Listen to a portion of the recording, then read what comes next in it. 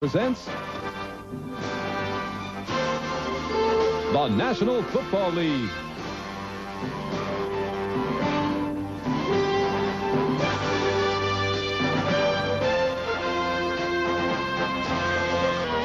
Today from Denver Mile High Stadium, it's the San Diego Chargers versus the Denver Broncos. Brought to you by Budweiser, Beechwood Age for that clean, crisp taste. This Bud's for you. By Ford and your Ford dealer. Have you driven a Ford lately? And by IBM. Good afternoon, everybody. Charlie Jones, Jimmy Cefalo, Mile High Stadium, blizzard conditions, San Diego and Denver. The airport here has been closed. Stapleton is closed this afternoon. The report we have will be closed until 6 o'clock tomorrow morning. So we're just going to enjoy it.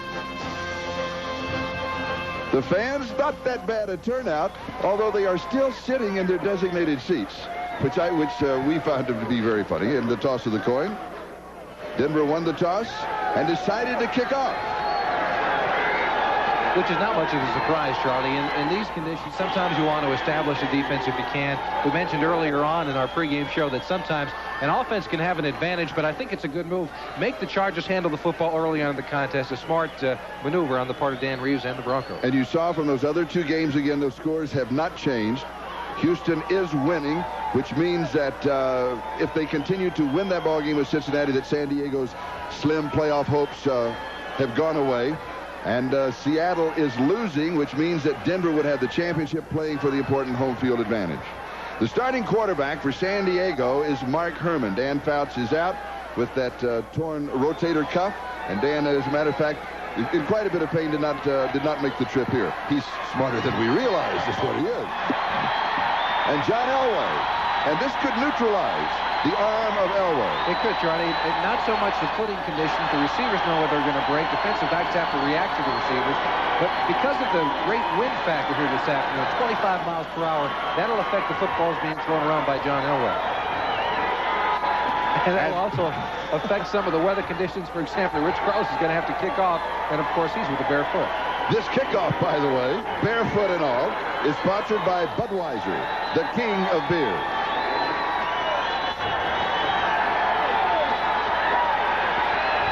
Curtis Adams, Timmy Ware, and Jamie Holland are the deep backs on the return. And in blizzard conditions, we are underway. It will go through the end zone for the touchback as Jamie Holland lets it go through. And so Mark Herman, his second start of the year, his first one you will recall was at Seattle, will lead the offense of San Diego with Tim Spencer, Gary Anderson, Lionel James, Wes Chandler, Kellen Winslow, and an offensive line of Lachey, Fitzpatrick, Masick, McKnight, and Kowalski. And of course, Charlie, that offensive line may change. They may go with some of the larger players they have on the bench because of the bad weather conditions. And they'll open with a double tight end. That's Pete Holohan. And he goes in motion. They're coming out throwing. Holohan diving forward. It is incomplete. It'll be second down and 10. Mike Harden had the coverage. Mecklenburg was trying to put pressure on Townsend, Cragen, and Jones, the defensive front three. Fletcher, Mecklenburg, Hundley, and Ryan. Haynes, Wilson, Lilly, and Harden in the secondary. Ball game just underway. Second down and 10.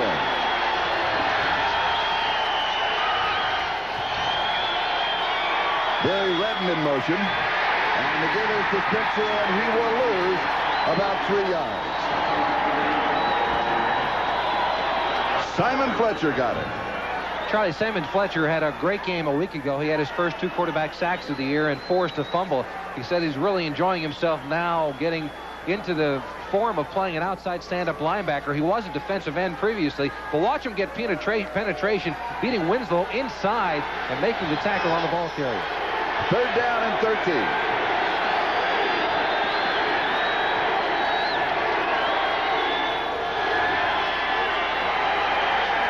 It is a draw to Barry Redden, And he gets the 3 yards back to the 20. It'll be 4th down. It's now a final.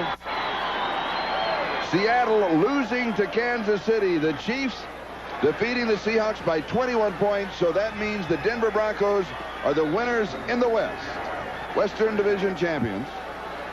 Seattle is in the playoff as a wild card.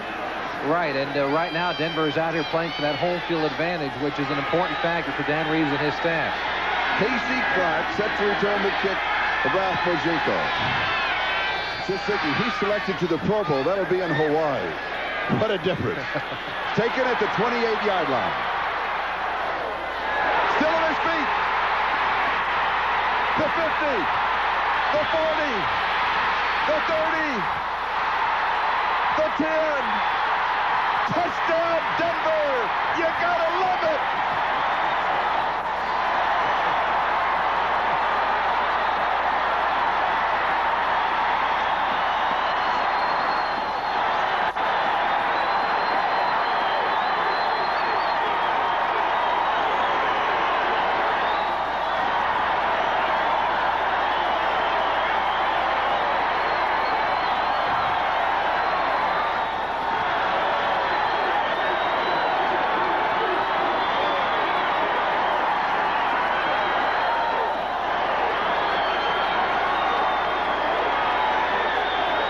To attempt a point after.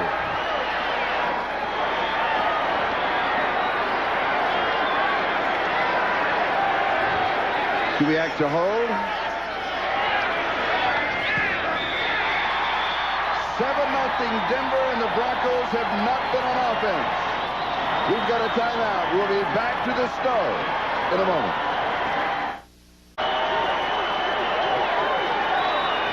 71 yards, Casey Clark. Here it is again. Charlie, this is kind of like skating out there. Ping pong. Watch the hit by Billy Ray Smith, but he just kind of blows his way away and down the field. Speed is neutralized on this kind of field. Nice block by Tony Bodie going by. And the rest is up to Clark. There's Tony Lilly trying to direct traffic downfield, but there it goes the speed away. And a Charger tries to dive right at the end, but unable to grab Casey Clark. That was Rod Bernstein, the tight end, the #1 draft choice that could not quite get to him. The deep back is Jamie Holland. Barefoot and on. Carlos kicking off. Oh, that one had to hurt. And this one is picked up by one of the upbacks, and that is Randy Kirk, the linebacker. And he returns it across the 30-yard line. Let's go back to the touchdown return. Charlie, here's what I meant about ping pong. You just bounce around out there. Nobody gets hurt in the snow. At least that's what football players think. There's going to be a key block coming up by Tony Bodie somewhere in there. There he goes, sliding by. And from ground level, you can see that he just slides along, and it's difficult to get a clean shot at a running back in this kind of condition. There's Bernstein, as you mentioned. The final Charger trying to make the play, but Casey Clark has a touchdown. First repump for a touchdown, says Gerald Willett. We'll come back to that graphic in just a moment.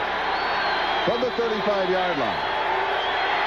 Bernstein in motion to give us to Curtis Adams. 38-yard line, 3 yards. 2nd down and 7. Let's check the 10-minute ticker.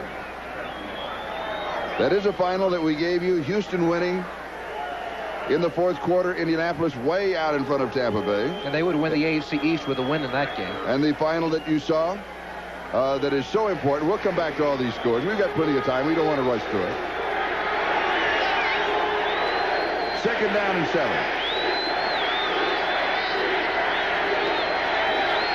Curtis Adams. Across the 40 to the 42-yard line. He's got 5. It'll be 3rd down. Still a couple to go for the 1st down. Charlie, we will probably see Curtis Adams, and you notice Barry Redden in on the first series of downs for the Chargers. He's not played a great deal this year since being acquired by the Rams during the offseason. Both Adams and Redden, however, are good, tough inside runners, and because of the conditions, they'll be utilized much this afternoon. Redden with only 10 carries and 5 receptions prior to this ballgame. And I would imagine by the end of the day, he will at least have 10 carries because of the field. 3rd down.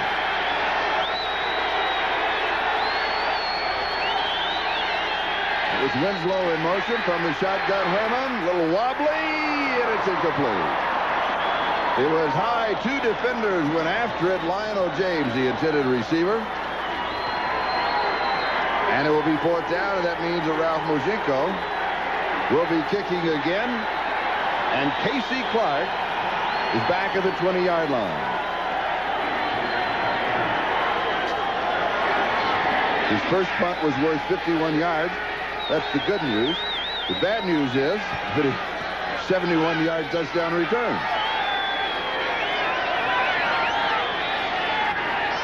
Lilly and Harden are the upbacks. And this will be taken by Lilly at the 22-yard line.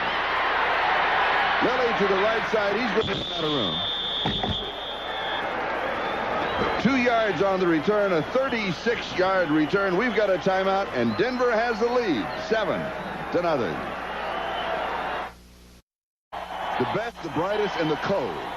It's John Elway, Sammy Winder, Gene Lang, Vance Johnson, Mark Jackson, Clarence Kay. That's the offensive set. With Studdard, Bishop, Freeman, Humphreys, and Lanier, the offensive line for the Denver Broncos. Their first time in offense. They lead, as you know, 7-0 on Casey Clark's 71-yard punt return. Elway from the shotgun on first down. He hands off to Sammy Winder. Charlie, I'm a little surprised they went with the shotgun. They have been going nearly exclusively with the shotgun formation as we take a look at the defensive line of the Chargers. However, because of the conditions, there's that 5-yard snap that you've got to be concerned with. The linebackers, Billy Ray Smith, Plummer, Benson, and Chip Banks. And in the secondary, Patterson, Bird, Bayless, and Glenn. Second down and 10, no gain. The ball at the 25-yard line. Winder is the running back in the shotgun with Elway. Jackson and Johnson are the wide receivers. High and almost intercepted. It is incomplete. Elvis Patterson going for it and couldn't put it down. Clarence Kay, the intended receiver. It'll be third down and 10. From a receiver standpoint, does the ball get cold and hard? Is it difficult to catch? Well, it gets difficult to catch because it's wet. Generally, the officials do a good job of keeping the balls warm on the sideline. They've got a blower and the balls are covered and kept warm, so they don't get very hard. However, they do get wet. That makes it difficult to catch, especially a John Elway pass. He's got great velocity on his balls. It's the wetness of the ball and not the cold that affects it. Third down and 10.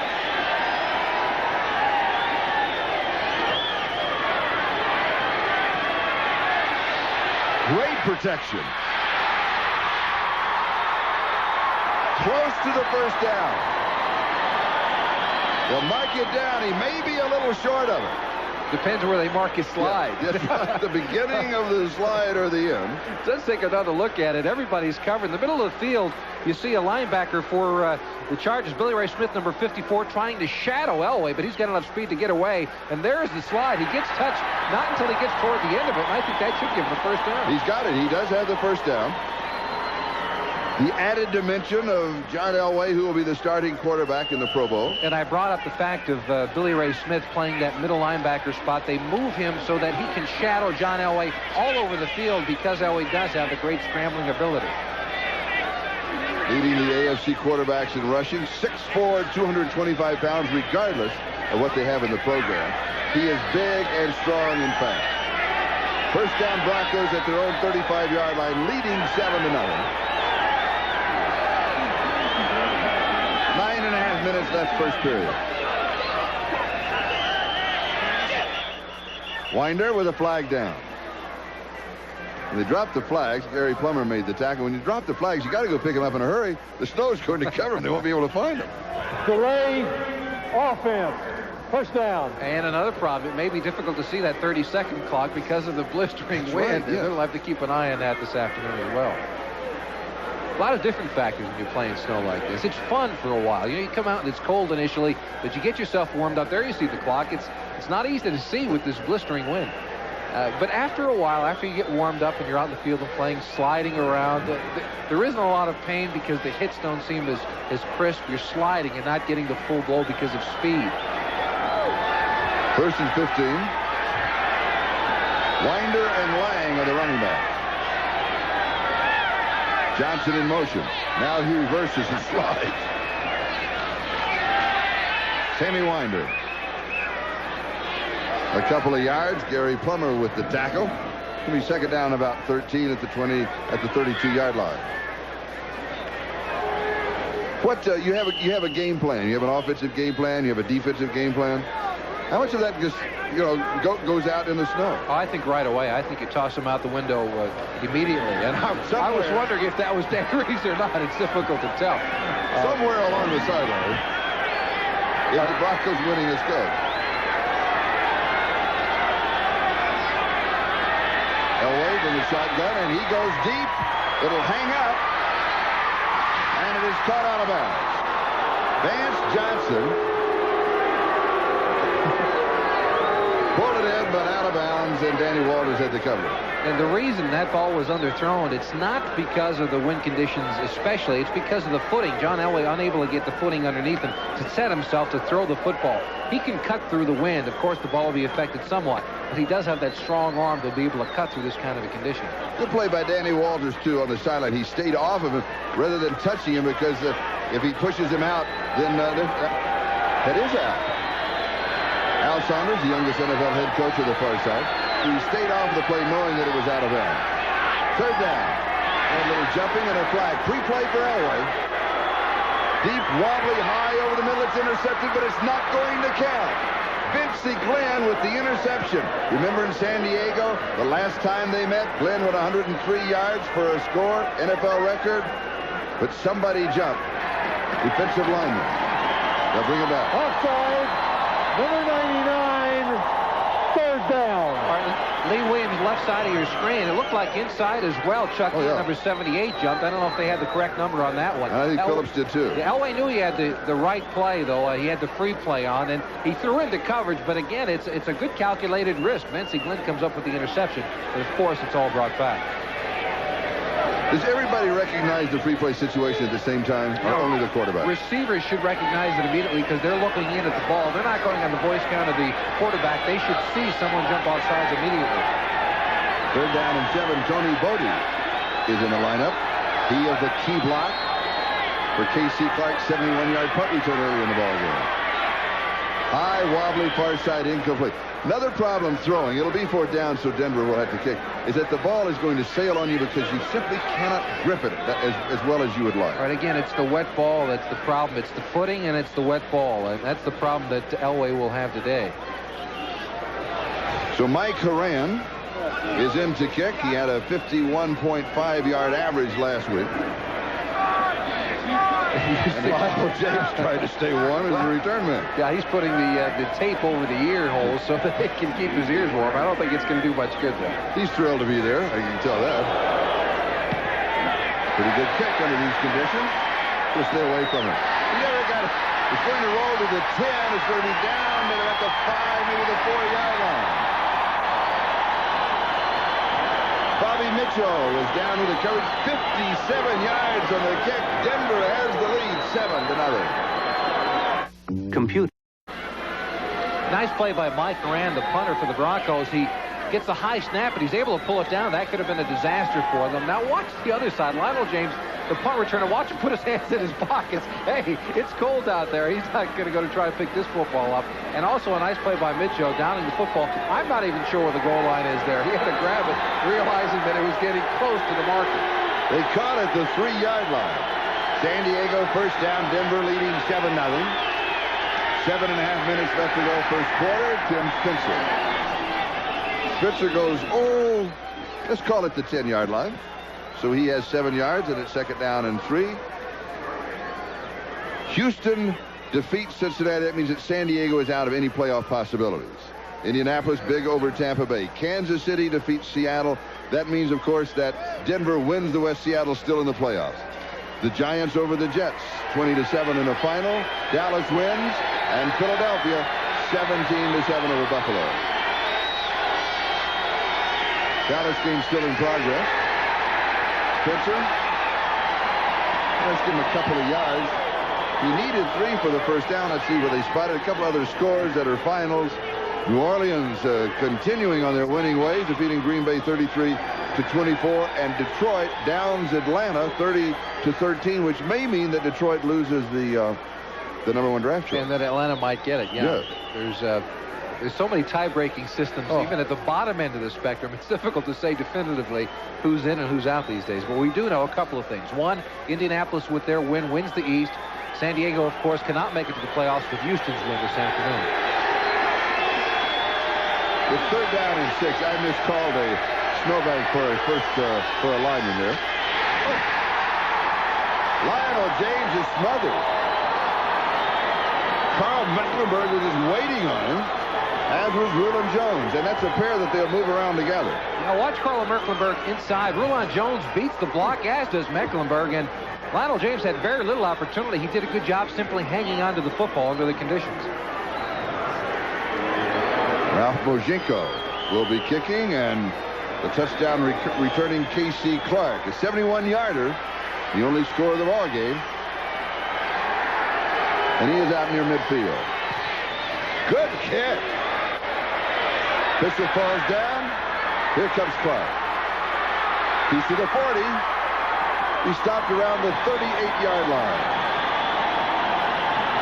Billy Ray Smith got him this time. A 44-yard kick, a 15-yard return. Denver has the ball and a 7-0 lead. Your footing is not only difficult for the players, but watch this official right here. Keep your eye on him as the ball comes down. Boom. Oh, there he is. There he falls to the ground right as the ball comes down for K.C. Clark. That's Don Orr, the field judge. And we'll call it. They're saying, the scoreboard's saying the 40-yard line. I think it's closer to the 38, but 40 is fine by me.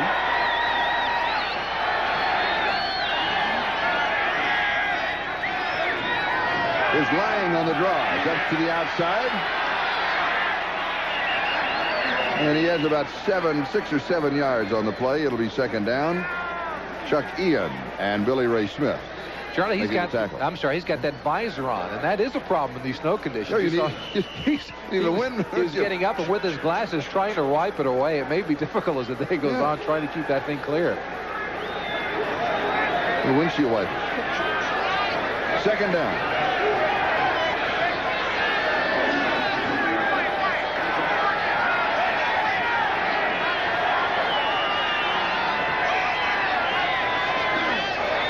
Mobley in motion. Always scrambling. Short of the 1st down. Lee Williams got him. The added dimension of Elway, and that, of course, is scrambling ability, not to get outside to throw, but now to be able to run for yardage. Well, watch who comes in the picture. It's Gary Plummer, number 50. He's that kind of a shadow linebacker. He's going to make sure that Elway, when he tries to take the middle after he decides to scramble, he's not going to get the middle of the field. That's something Elway does so very well. That's why he can't play man-to-man coverage against them. He open up the middle of the field. Elway will take it time and time again. It seems the Chargers, however, are assigning a linebacker to take that part of Elway's game away. 3rd down and 2.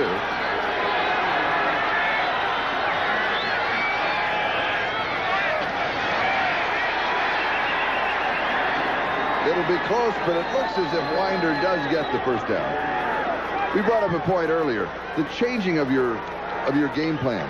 You just throw it all out the window and recreate, or do you use only a part of it? Well, I think a lot of it is thrown out the window. You've got to go to the conditions here, right? And they're making the decision whether on 4th and a couple of minutes. It's going to be short. Yeah, it's going to be short. I think you have to adapt and decide to go with the running attack in this kind of weather. Certainly the Chargers, I think, as we're seeing, are going to the running game much more than they would in normal conditions. And, of course, Elway is not under the shotgun. He, more often than not, is under center. San Diego wants a timeout. The reason they were running some players on and off, they were afraid that the snap would happen before they had cleared the far sideline, and it would be too many men on the field. And they would have been caught in a situation where it's 4th down and less than a yard for the 1st down.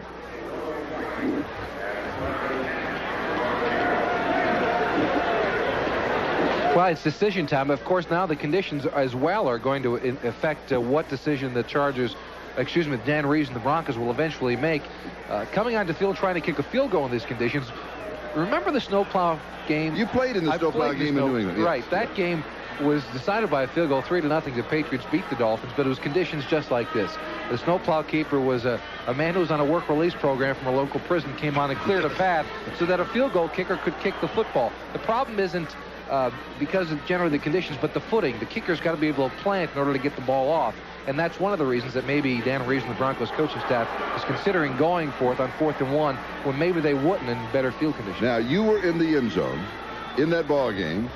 What happened? I knew you'd have to bring this Yes, up. I have to. Yeah, well, they kicked the field goal when it was 3-0 with about 5 seconds left, and I was in the end zone. They threw me the ball, and I dropped it, and we lost the football game. But the weather had a lot to do with that, Charlie.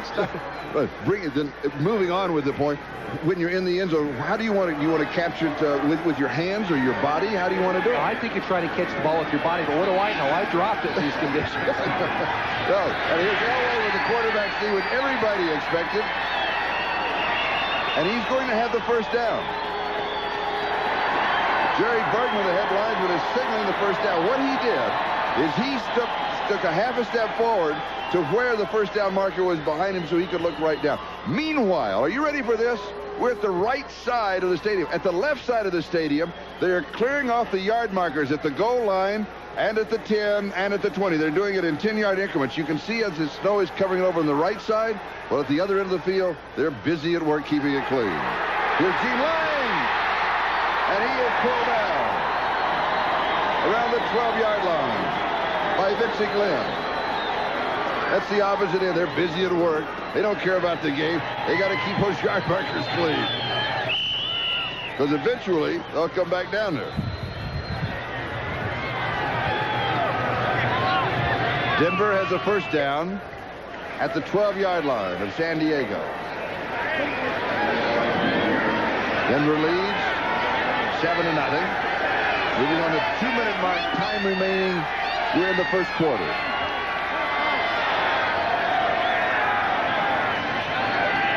Play action fake. It gives him a draw. A yard shy of the goal line, Sammy Winder. 11 yards on the play. Charlie, again, Elway going from under center. That's something they have not done since back in the Chicago Bear game because of the snap they've got to. A nice block by Mobley, number 89, to clear a path. And just shy, you can see the red line that does designate the goal line. That's the only way we can tell whether he's in the end zone or not. And you expect Elway to go with a quarterback sneak here.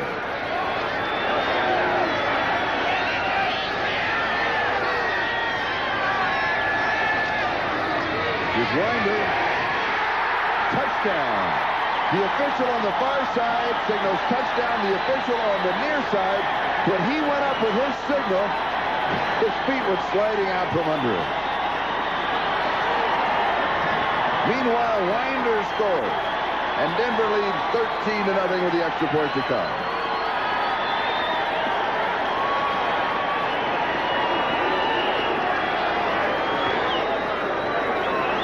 Rich Karlis to attempt a point after. And Karlis hasn't been on the sideline long enough to keep that foot of his worn. He's been out here too often. Larry Lee is the snapper. Kubiak to hold, high snap, good hands. Oh, yes. Gary Kubiak pulled it down.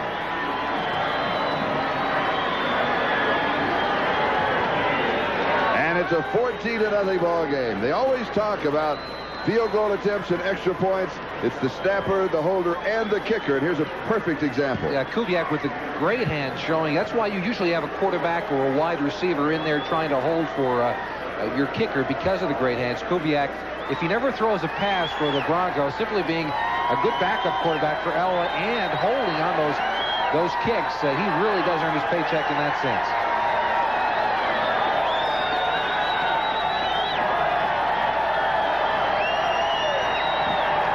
The time remaining in the first quarter is 1 minute and 4 seconds.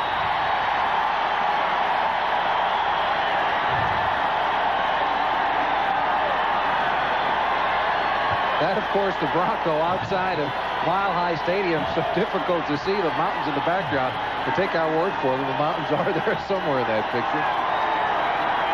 Jamie Holland is the deep back. There's the drive. 7 plays, 38 yards, 4 minutes, 20 seconds. Winder from a yard out.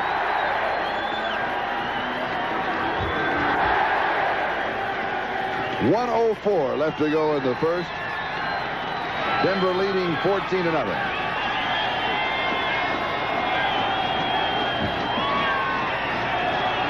It's either a very brave man or not a very intelligent one. I've got to tell you, walking around in the snow, Rich, Carlos, he's a great kicker, but more guts than I think I've got, Charlie. On the sideline, he does keep his foot warm in a moon boot.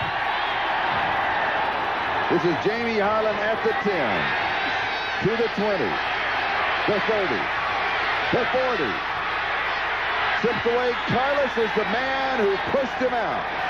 Liz Carlos saves the touchdown. The reason we're seeing so many good returns this afternoon is because the speed is taken away. The team coming down to make the tackle does not have any speed underneath them, and that's the reason why you see the coverage not getting down in time to make the play on the return man. A good play by Carlos to save the touchdown. 43 yards on the return by Jamie Holland. The ball is at the 44-yard line.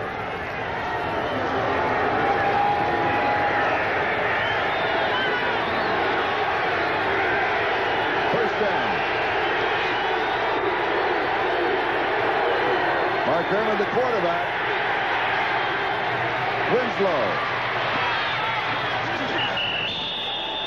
At about the 30. 13 yards on the play. Greg Cragen is the man who stopped it. Blizzard conditions in Denver. This is a big day for Mark Herman as well, Charlie. It's a big day for the weatherman. If they're cleaning the right side. Now, in case there's an interception, they'll get out of the way. Yeah, but the problem is the left side that he just cleared is the blistering weather is now covering the area. You're not able to see it.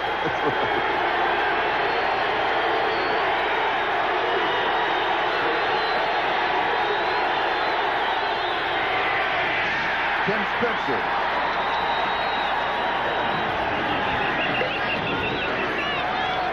Mecklenburg with the tackle. First quarter is in the freezer. Denver leads it 14-0. Early games today, Houston won, and that means, of course, that San Diego loses all playoff possibilities. Indianapolis with a big win. Kansas City over Seattle, so Denver, the champions in the West.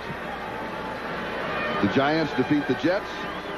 Dallas, that's now a final, down St. Louis. That means that Minnesota's in the playoffs. And Philadelphia over Buffalo by 10. New Orleans defeats Green Bay. And Detroit with a win over Atlanta. And the Raiders are leading Chicago in Los Angeles in the second quarter by a score of 3-0. And here in blizzard conditions at Mile High Stadium, it's Denver 14 and San Diego nothing as we start the second quarter. It's even snowing inside of our booth up here. Yes, I was looking to see if there's a cloud above us here. The wind is blowing right into our booth. And the conditions actually, as we take a look at the first half statistics, have gotten worse during the first quarter. You know, not a whole lot of offense. Actually, the punt return by Casey Clark now reflected in those statistics that you see. The Broncos, no passing yardage. When was the last time that John Elway went a quarter without getting any passing yardage at all? Mark Herman. Herman started his professional career here in Denver. And in his rookie season, he had no muscle definition at all. They put him on a weight program, and they came back, they could find a little bit of muscle in his arm.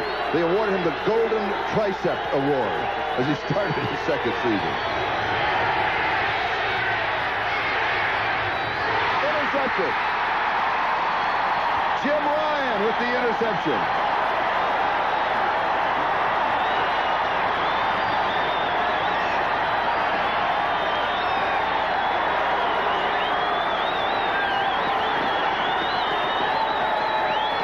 Take a look at it. He had all the time that he needed to throw the ball. He makes the wrong choice. It seemed that Ryan bumped little Train James, number 26, for just a minute, but he was going after the football, and so that's a good move. No flag there. A nice move on the part of number 50, Jim Ryan, for the interception. Good afternoon, everybody. This is Charlie Jones along with Jimmy Cefalo and the snow in Denver. -7. The wind chill factor at kickoff, and we are now we're researching that it was 18 degrees at kickoff. I have the feeling it's continuing to drop this afternoon, and so it's going to get colder as the afternoon goes on. Denver with the ball at their end of the field.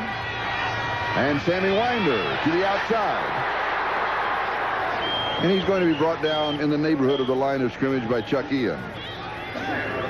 The Chuck Ian, a nice play by him, substituting for the injured Mike Charles. Charles, a substitute player who stuck with the San Diego team, went out with an knee injury last week, and Ian doing a good job thus far of trying to shut down that Bronco running game. Elvis Patterson was also over there for the secondary. Speaking of Elvis Patterson, what does this do to the cornerbacks? Near blizzard conditions. Hello, Minnesota. Hi, Ethan. I wonder if they made that up before or after. Oh, I think it looks like they just did it, actually. I got to tell you, this is a screen pass. Slow to develop. Here's Winder. Good defensive play. Everything is moving as if you're in slow motion. You can. Right, that's the reason that the offense has the advantage. They know where they're going. The defense has to react, and when you react and try to get yourself restarted, you're going to slip on these bad conditions. You asked earlier about the defensive backs. I think that's the most difficult position on the field today because they're the ones who've got to cover the quick wide receivers. Yeah, that speed's taken away. Is that wait, excuse me, that's not a hat, is it? Or is it? No, that's hair covered with snow. these fans, great fans here. Go ahead. I'm sorry. It's just those defensive backs have got to react, and it's the toughest spot on the field. So I have broke your train of thought. The screen pass, Elway's first completion of the ball game. Far side, knocked away. Good defensive play. It's Danny Walters, as Mark Jackson was the intended receiver. You know, we have the three frozen amigos for the Denver Broncos. Elway with that quick arm. Notice the ball fluttering. You never see an Elway ball flutter because he can't set his feet. That's the reason. And the nice play by Walters coming over to break it up. Fourth down. But how often, we've done a lot of Bronco games the last couple of years. You never see an Elway pass flutter in the air. Combination of things. The problems with his footing and also the great wind conditions here. Mike Horan will be kicking. Lionel James and Gary Anderson are the deep backs. James on the near side, Anderson on the far side.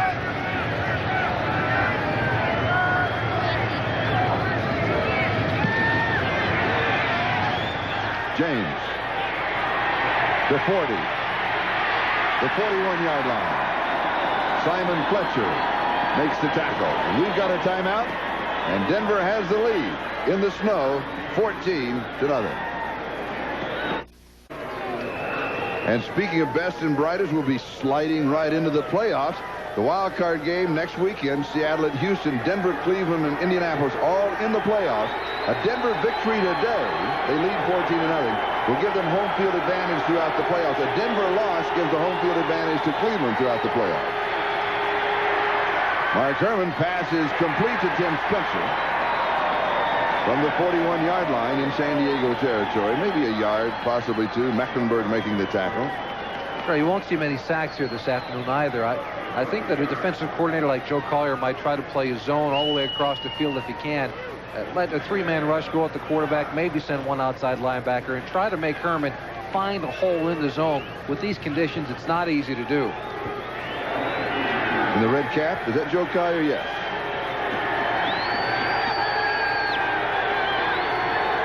Second down and 8. Adams right side. He's going to be a couple of yards shy of the first down. Mike Harden and Carl Mecklenburg making the tackle. We're getting the official call on the line from the sideline being relayed through the truck, and then when the graphic comes up, then you will know that that is an official approximation of where the ball is. There's also some questions. That left you speechless, didn't it? It did, because I didn't understand it at all. I don't have any idea. Seemed like a nice thing to say at the time. Well, from the yard markers that I could see, it looks like it's about 3rd down and 3, but don't hold us to it. It's difficult to even see the orange markers on the side of the field.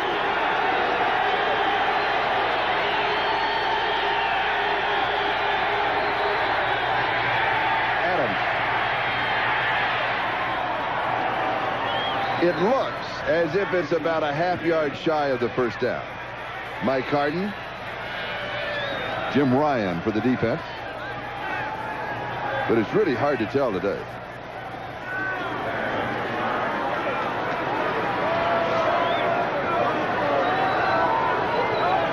Ralph Mojinko, the kicker, on the far side, number 2. But he's not coming in. No. They're going to bring some of their bigger offensive linemen in the game. Charlie Curtis Rouse, number 79, who weighs in at a little more than 300 pounds, is on the field to give a little added blocking protection. And I think Ken Dalfer, number 61, at 6'4", 277, is also in the game. Rouse, a little more than 300, is 40 more than 300. 340. 340. I suspect they will want to run behind him. Quarterback sneak by Irvin, and here comes the Denver defense, and they hold.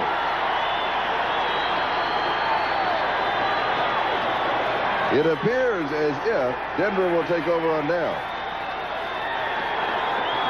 Now, this is also unusual because line surge is the most important factor with a quarterback sneak. And again, the offensive linemen of the Chargers know when the ball is going to be snapped. They should get the jump of the ball right away. But in this instance, it's the Denver Broncos who makes the big play. Rouse is on the left side of your screen. You'll see. Let's see what kind of movement he gets. Not very much. Hundley, number 98, going over the top. Lilly, number 22. Wilson, 45. And they're actually, some of the offensive linemen of the Chargers are in the backfield. They're pushed backwards by that front surge of Denver.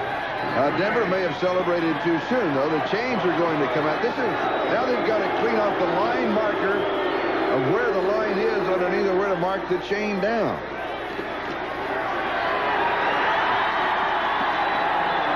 And Denver holds, and they do take over on down. Walt Boyer also had a hand in that stop for the Denver defense. And so the offense comes out with Sammy Winder and Gene Lang, the running backs, and Elway, the quarterback. 10 minutes and 22 seconds. That is the time remaining in the first half.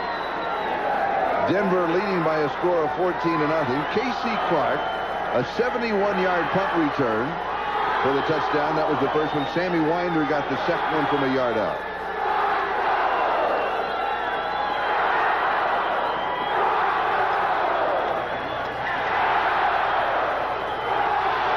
That's the 50-yard line, in case you were wondering.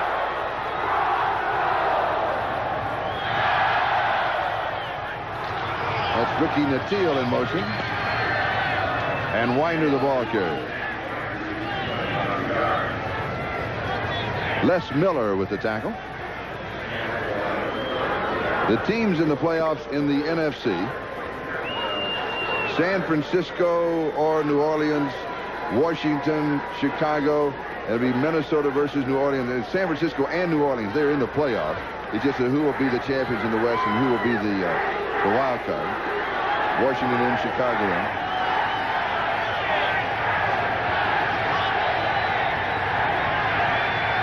Second down and 9. Away from the shotgun.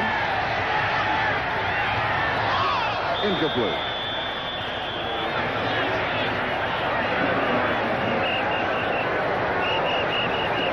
Do we have a flag down?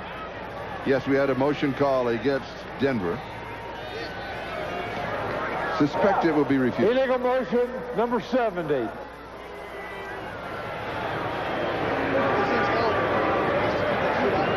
That game plan you mentioned earlier, Charlie, has kind of gotten out. 70 declined, third down. Of course, they will decline the penalty. It has gone out the window. How many times will they just go with 6 pass attempts and a little more than a quarter with John Elway? And only 1 completion for 2 yards. And that was the screen we saw earlier in the contest. They went to Winder over in the flag.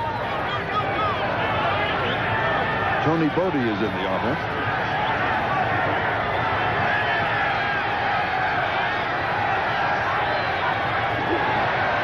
Free play, San Diego offside. The pass is complete for the first down. They'll take the first down.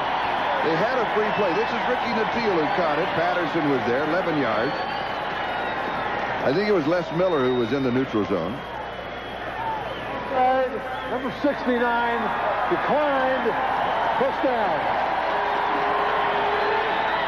This is a designed rollout play. Elway is going to take the snap. Bishop forces his man inside. They pull the guard, Humphries, number 79, outside. And Clarence Key, number 88, tries to hold up the defensive end. They try to get Elway outside of the pocket. Under these conditions, it really doesn't matter. The key there is that Nattiel got open and Elway got on the football. 36-yard line, San Diego territory, first down. In case you joined us late, we have been skiing. We have been building snowmen. We're in a blizzard in Denver. -7 degrees wind chill factor. Wobbly pass incomplete to Winder in the left flat. The blowers on the sideline just trying. Is it advantage, disadvantage to go to the heaters on the sideline to try and stay warm? Because then you've got to go back out to it? Yeah. Or is it better just to stay cold the whole time? I try to stay away from them. Because I'm going to go out in the hallway and get warm myself. Because you get into that mindset that you're worried about the elements and the conditions. I think coaches look behind to find out who's at the heaters and who's got the gloves on, who wore the extra padding. You got to play in these conditions. You might as well go out and know that for 3 hours you can do the best you can. You're going to be cold, but do what you can do. I'm back. It's warm out in the hall. Second down.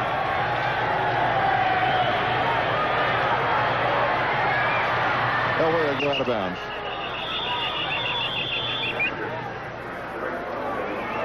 Lee Williams and Les Miller chasing him.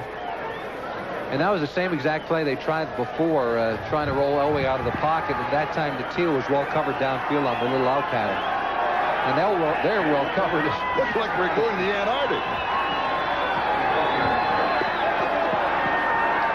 Now, there is something. If we could get a shot, Chet Forty, our director, who is there warm, a shot of the upper deck. We talked about this at the top of the show. Is that in the upper deck they are sitting in their assigned seats. Nobody has moved down to better seats. And there are some better ones remaining. I think that's great. Elway with the shotgun. Did he get it? It was Watson going after it. Yes! Steve Watson's first reception of the ball game, his second reception since he came back off of that injury of 6 rib, and he gets another great ovation. They love Watson here in Denver, and he came back from a severe injury, 6 broken ribs about 10 weeks ago. Watch the slide. One of the reasons that Watson has been around as long as he has, not because of his great speed or his great moves, because he's able to dive after footballs, go after everything. He comes up with the incredible catch. That's been his trademark, and he just does it again, even in the snow. A free agent in 1979. This is his 9th season. Played his collegiate ball at Temple. A great favorite here in Denver. First down. Here's Winder on the draw with a couple of yards.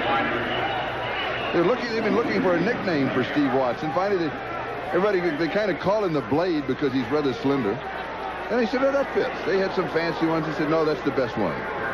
Well, they went to RoboCop last week. He's got so much padding on because of those 6 broken ribs that they began calling him RoboCop. And he's there staying warm, gathered around. Number 81, Steve Watson. Winder and Lang are the running backs. Ricky Natil, the wide receiver, to the near side, and he starts in motion.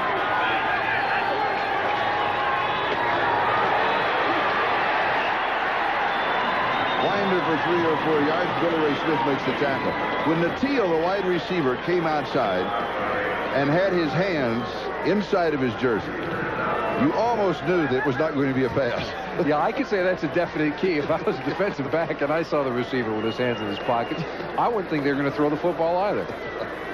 Football players do a lot of strange things to keep warm in these weathers. I even had a group of players in Miami thought that cayenne pepper put inside of the shoes would help keep the feet warm. Does it?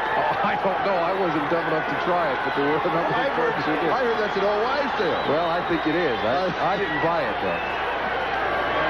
I'd heard that's a play action fake. It is tipped and is incomplete. Coming high, Natil, the intended receiver. Elway upset with himself. It seems that he thought he should have completed that ball, and he should have. Really, he was just a little high on it. Maybe to get his feet set just correctly. And Carlos will come out with a field goal attempt. We were talking with Dan Reeves yesterday. He said the slow start of John Elway was Reeves' fault. He said it was my fault. The reason Marino got the great start is that at Miami, Shula had worked with a lot of young quarterbacks. He said, this was my first young quarterback. I made a lot of mistakes, but boy, he's really developed.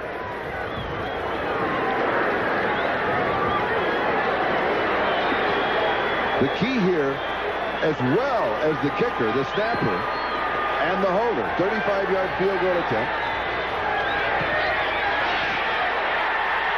No guard. Missing to the right side from 35 yards away. We have 6:35 left in the first half, and Denver leads. Did you get a present like that for Christmas?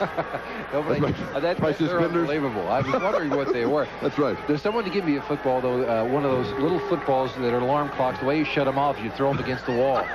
And then they go off again, and you got to go find them? Well, in New York City, if I throw it out the, I may hit the window and go out. There's a lot of people down below at 4 o'clock in the morning who can make a nice catch. We hope everybody had a Merry Christmas. And we hope wherever you are today that it's warmer than it is here. Herman pass far side. It is incomplete. Now they're going to say it is complete and inbound. That's Jamie Holland with a nice catch on the sideline. Jamie Holland with the 4.3 speed. Well, that 4.3 speed goes out the window here, but he does have enough ability to dive and make the catch in the snow. That's not an easy catch because when you hit the ground, not only do you have to worry about trying to catch the ball, but the snow bounces up in your face and your eyes. It takes great concentration to catch in this kind of condition. That is only his 4th reception of the year. A young man that they have high hopes for. First down, San Diego, trailing 14-0. Spencer. 12, maybe 13 yards, and the first down. Tony Lilly with the tackle along with Mike Harden. You like those suspenders? They're terrific. Did you get other gifts that were kind of fun? Did you have a good Christmas? By the way, Jimmy was home for the holidays, home for Christmas, for the first time in 12 years. Since I was 18 years old. Yeah, it's the first time in a while. It was a lot of fun. This is also a lot of fun. The difference between a long run and a short one is a block by a wide receiver. There you see Anderson, number 40, trying to make the block downfield. He did give the running back just a little bit of yardage, but if he makes that block, then the running back is into the end zone. First down, San Diego. At their own 46-yard line, here's Spitzer. About 5 yards on the play. And the reason that this was Jimmy's first time he'd been home for Christmas in 12 years, the family moved, didn't tell him where they went. No, it wasn't that. You went to Penn State, you were in bowl games, and then you were always in the playoffs with the Miami Dolphins. That's the reason. You were always playing football over the holidays. Yeah, football kind of takes over during the holidays, it seems sometimes, but it was great to get back home. Second down and 5. We're moving on the 5-minute mark. Time remaining in the first half. Denver with a 71-yard punt return and one drive with Winder scoring from a yard out. This is going to be just shy of the first down. Spencer again getting the call. And it is cold. But everybody's having a good ski Colorado. You could do it this afternoon. We could ski the stands here. Ski Mile High Stadium. Mile High Stadium.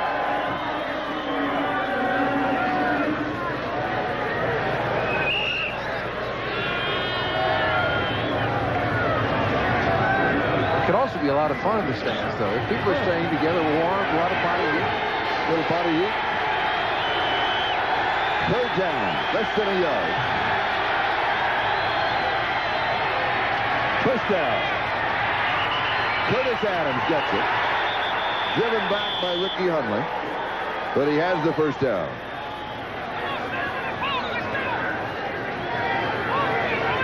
Take a look at it. Hundley coming from his inside linebacker spot. A nice block by Spencer, it looks like, coming up inside. And Curtis Adams gets just enough for the first down. Hundley had come under some criticism on the part of the coaching staffs in the last couple of weeks. They said he did not play with enough enthusiasm, but last week he played very well, made a couple of key plays, and this afternoon looks like he's on target once again.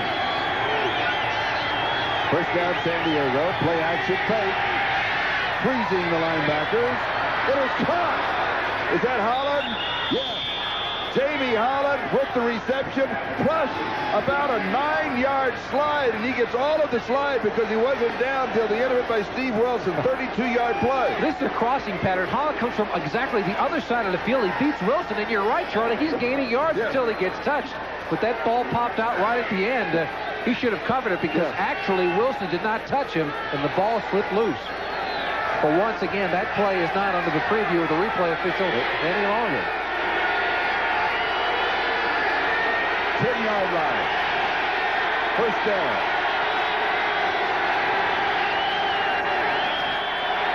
Here's Spencer. Caught from behind. It is Mecklenburg again. Mecklenburg voted to the Pro Bowl for the 3rd year in a row, coming from inside this time. He plays 7 different spots. running Spencer down. Spencer looking for a block up front. Didn't get one from Bernstein, number 82. Fitzpatrick was the lead guard. There's an injured player.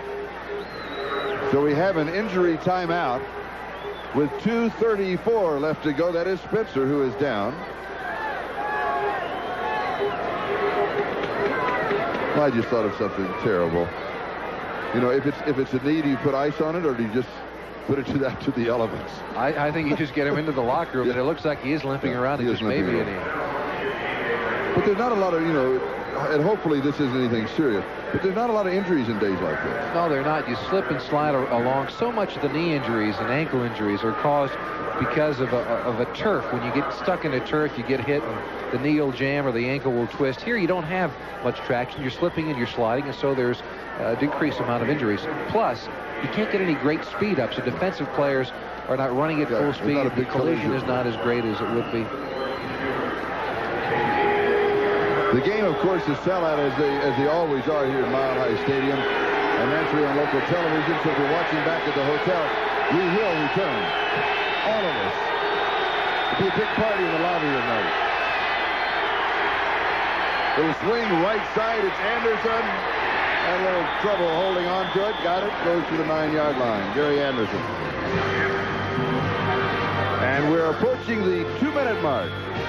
We've got a timeout. 2-minute warning to both benches. And Denver out in front by a score of 14-0.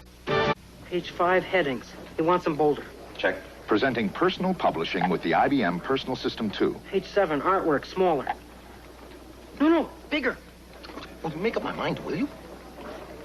Oh, no! What? The bonuses. Everything your business needs Okay, print it. to create quality documents in-house on short notice. I'd like you to make a few changes. Now get a $1,000 rebate on the IBM PS2 Model 80 with personal publishing. This is Charlie Jones, Jimmy Cefalo, Mile High Stadium.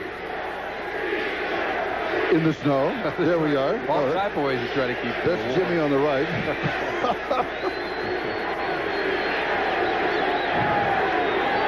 It started snowing about 11 o'clock yesterday morning. And when I got up early here, I came in on Friday night. It was beautiful, clear, very cold night.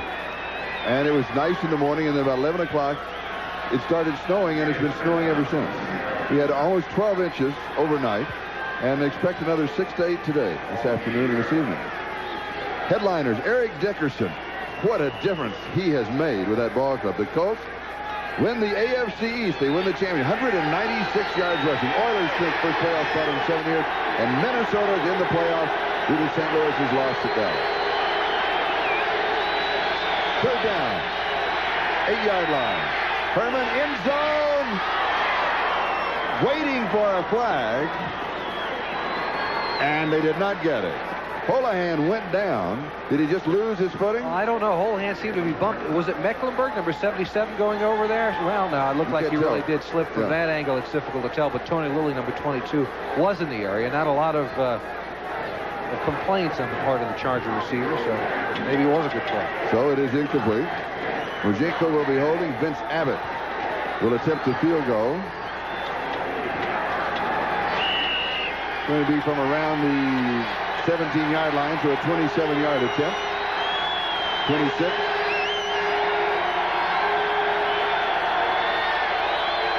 Dennis McKnight is the snapper.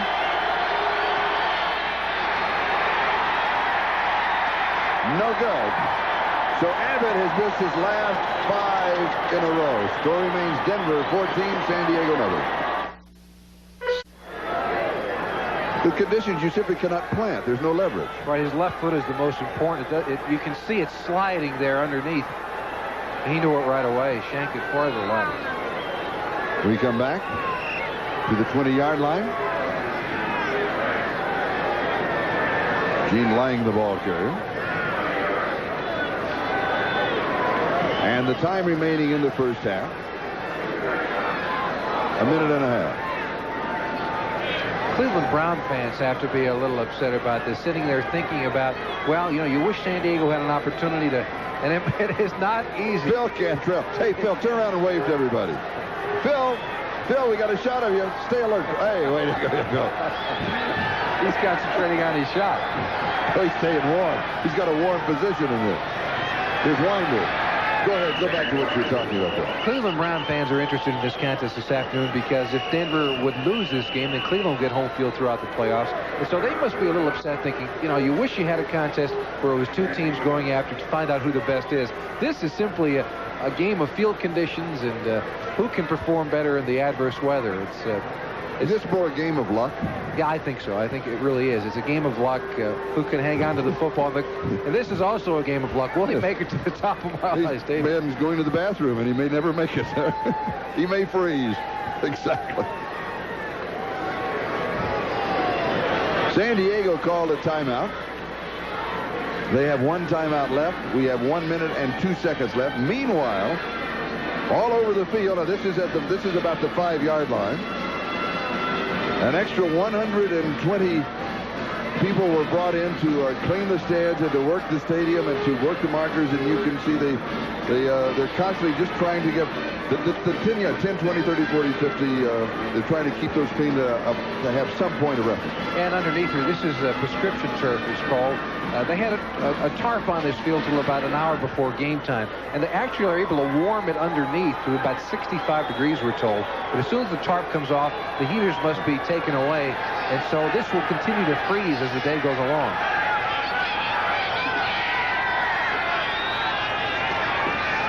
Play action to Winder. Elway's pass is incomplete. Looking deep, there is nobody deep. He's trying to hit Natil on the far sideline. He had him one-on-one, actually. Now, there is a reason, though, that they're turning. People say, why are they turned off when play? Because if somebody happens to slip or dig deep or that type of thing, they could, cause a... There's a coil underneath there that's electrically moved, and if someone would slip through the turf, it could be a bad injury. There's electrical current going through there. That's the reason why the heating system underneath is turned off. Now, Mike Horan will be kicking to Lionel James.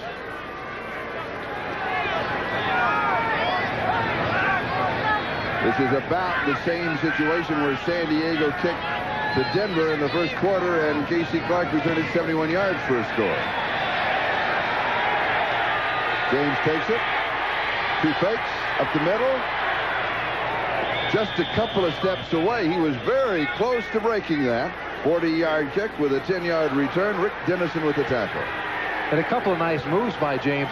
It's so difficult to make a move on this kind of a field. I'm surprised he was able to put a couple of moves on defenders and get away. Take a look at it.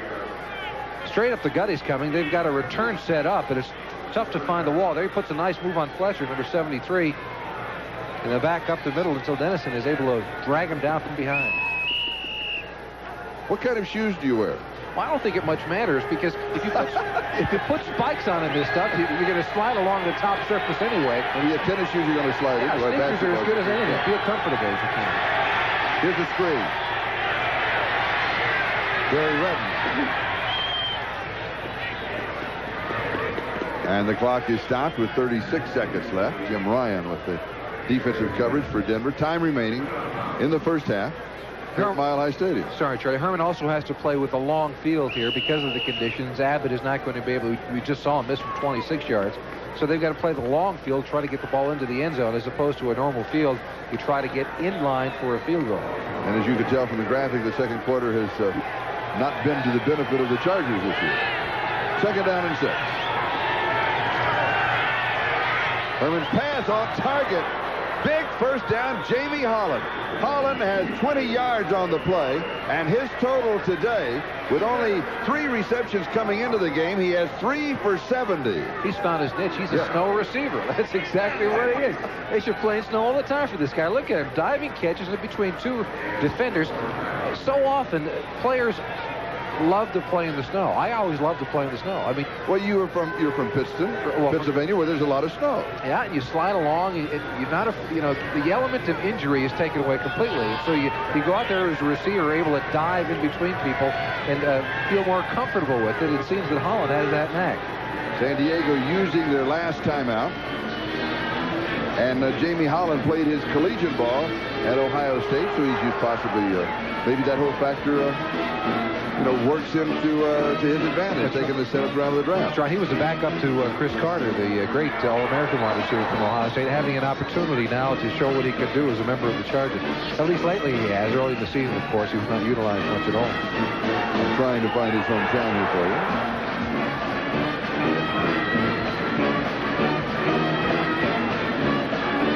Raleigh, North Carolina. Well, that takes care of that. There's not that much snow in Raleigh. Another theory bites the dust at Mile High Stadium. Over the middle, incomplete. Kellen Winslow, the intended receiver, he was a little tentative, and even in looking around, he wasn't expecting it at all. Yeah, he's called a check down receiver. When Herman's in trouble, he's going to go to Winslow right away, but he doesn't even turn around and look for the football, actually. He figured with no timeouts remaining, they got to go to the outside receivers and only 22 seconds on the clock. Well, that's a good point. Herman may have wanted to throw that football away as well, too. Second down. Intercepted. Mike Harden. And he's out of bounds. Knocked out by Dennis McKnight. So Denver will take over with 13 seconds. Here's the interception. Mike Harden, this is his 3rd position he's played for this Bronco team this year. He's played corner, free safety, and now strong safety. Surprisingly, he was not elected to the Pro Bowl this season. A lot of Bronco fans felt he should have been. Nice play, stepping in front of the receiver and getting out of bounds. And the second time that Herman has been intercepted in this ball game. And of course, one of the reasons that Harden did not make the Pro Bowl is the fact he's played 3 different positions. And when you vote, it's a tendency to vote for the ones that have been there before in that particular position. With that play, we come to the end of the first half. With the score, the Denver Broncos 14 and the San Diego Chargers nothing. We're in a blizzard in Mile High Stadium as Denver, if they can win, will have home field throughout the playoffs. Back after these messages from your local station.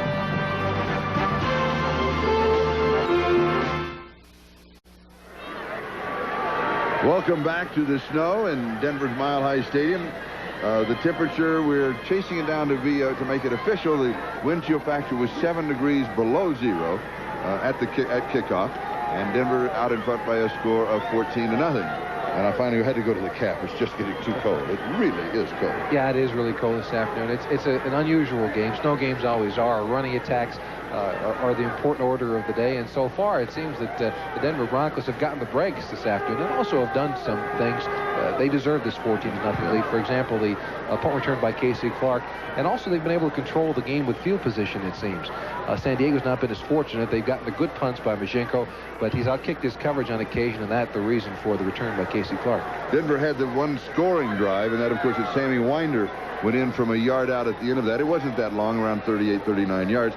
And Casey Clark with the 71-yard punt return, and that was the first score of the ball game, and in reality set the tone as to who would control the ball game. Yeah, it did, and you saw the numbers on John Elway, just 30 yards passing. You might think that was the least amount of yards he's had passing in a half. Well, it wasn't. Earlier this year at Buffalo, he had just 10 yards for one half. And in 1983, he had just 10 yards per half. Here is the return by Casey Clark. You can see it is like playing ping pong out there, sliding and slipping along.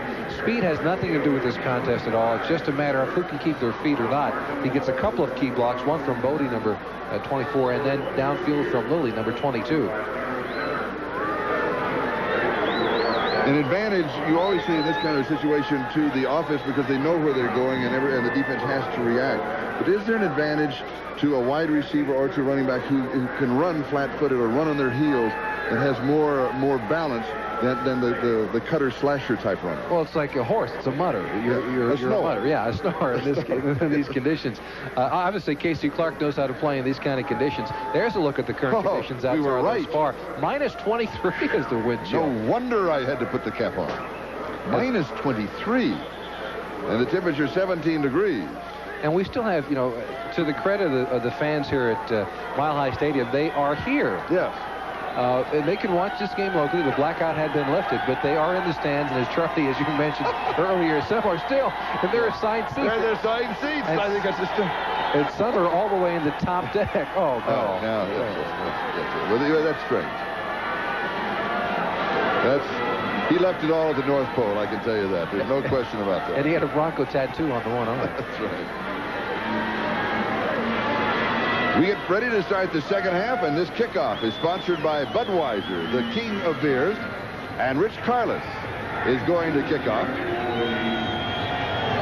And that's Jamie Holland, who is the deep back on the return. And we are underway in blizzard condition. From the 10-yard line, here's Holland. Takes the reverse to Anderson. Slips the tackle. Pretty good return. And San Diego will start the second half on offense. Sure. Here's a look at the first half statistics. As we mentioned, John Elway net with 27 yards passing on the afternoon. A very low output, but the conditions have everything to do with that. The big key there is turnovers. 2 on the part of the Chargers, and the Broncos have played perfect football offensively, keeping the ball in the hands of their own people, given the slip-sliding conditions of this field. Pair of interceptions by Denver. Jim Ryan got the first one, and Mike Harden got the second one. 7 of 13 for 86 yards. Not that bad for Mark Herman. Fumbled it. Ball is still loose. San Diego has it. Herman almost made a crucial error, and that is he tried to pick it up. And in these conditions, once it gets on the ground, you've got to cover it. Yeah, it's just a snap from center. He's unable to get a hold of it, but you're right. There he tries to pick it up. Just grab onto it. Jim Ryan, number 50, jumping in, nearly coming up with the football.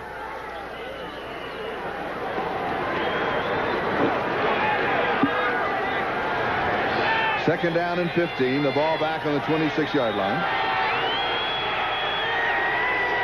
Chargers scored only 25 third-quarter points this season. Herman McRae. Good protection. Pass is complete.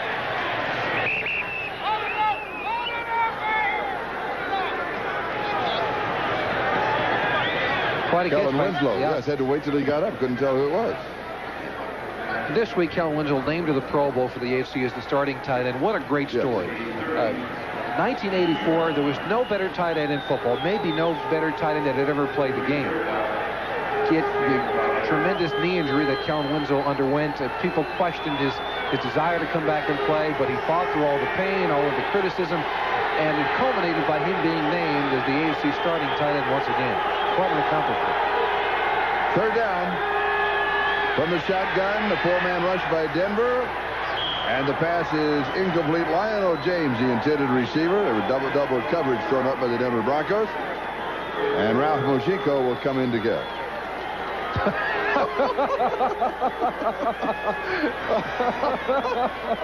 Did you get the time on that? I had an 8.7 second. The bobsled is doing very well here. Oh. Ralph Mojico, a 44.6-yard average and a touchdown scoring Casey Clark. Rookie free agent from San Jose State. Of course, the 71-yard return, his first NFL score. Takes this one on about the third bounce. Has around 6 yards on the return, a 40-yard kick. And Denver will move on offense for the first time in the second half, leading 14-0.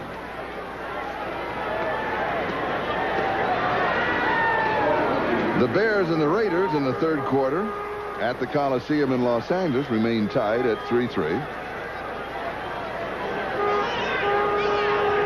And a reminder to our viewers that we'll be selecting the Budweiser Most Valuable Player for today's game at the conclusion of the contest. Sammy Winder and Gene Lang, the running backs behind John Elway.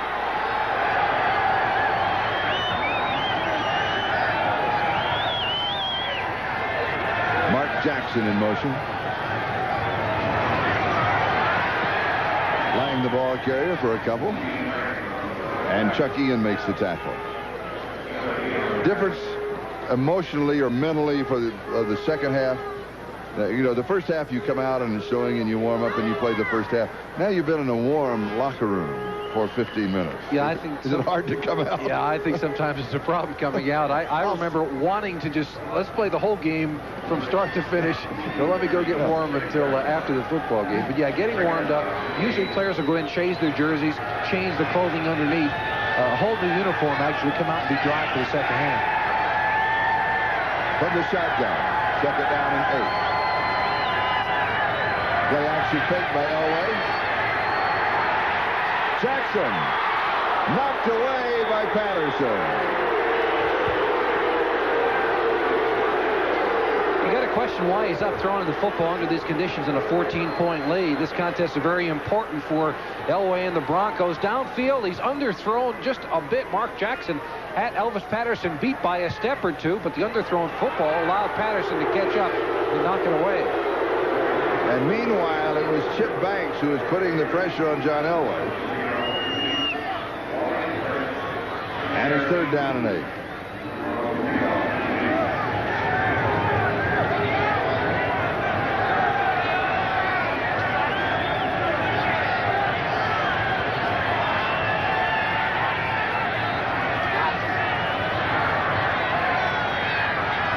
Elway, first down. Tony Bodie. Was it Bodie or Natil? 12 yards. And it's Ricky Natil. Elvis Patterson, number 34, has had trouble all season long covering people. Look at the amount of area between Natil and Patterson, 5 or 6 yards. Patterson, again, trying to give as much room as he can because he's got to come up and react. But for most of the season, Patterson, a replacement player for the Chargers, has had his problems covering receivers. First down, Denver at their own 47-yard line. Denver leading 14-0. Just over 11 minutes to go in the third quarter. Here's Gene Lang. Near the 50-yard line where Chuck Ian makes the tackle. A hearty group of fans.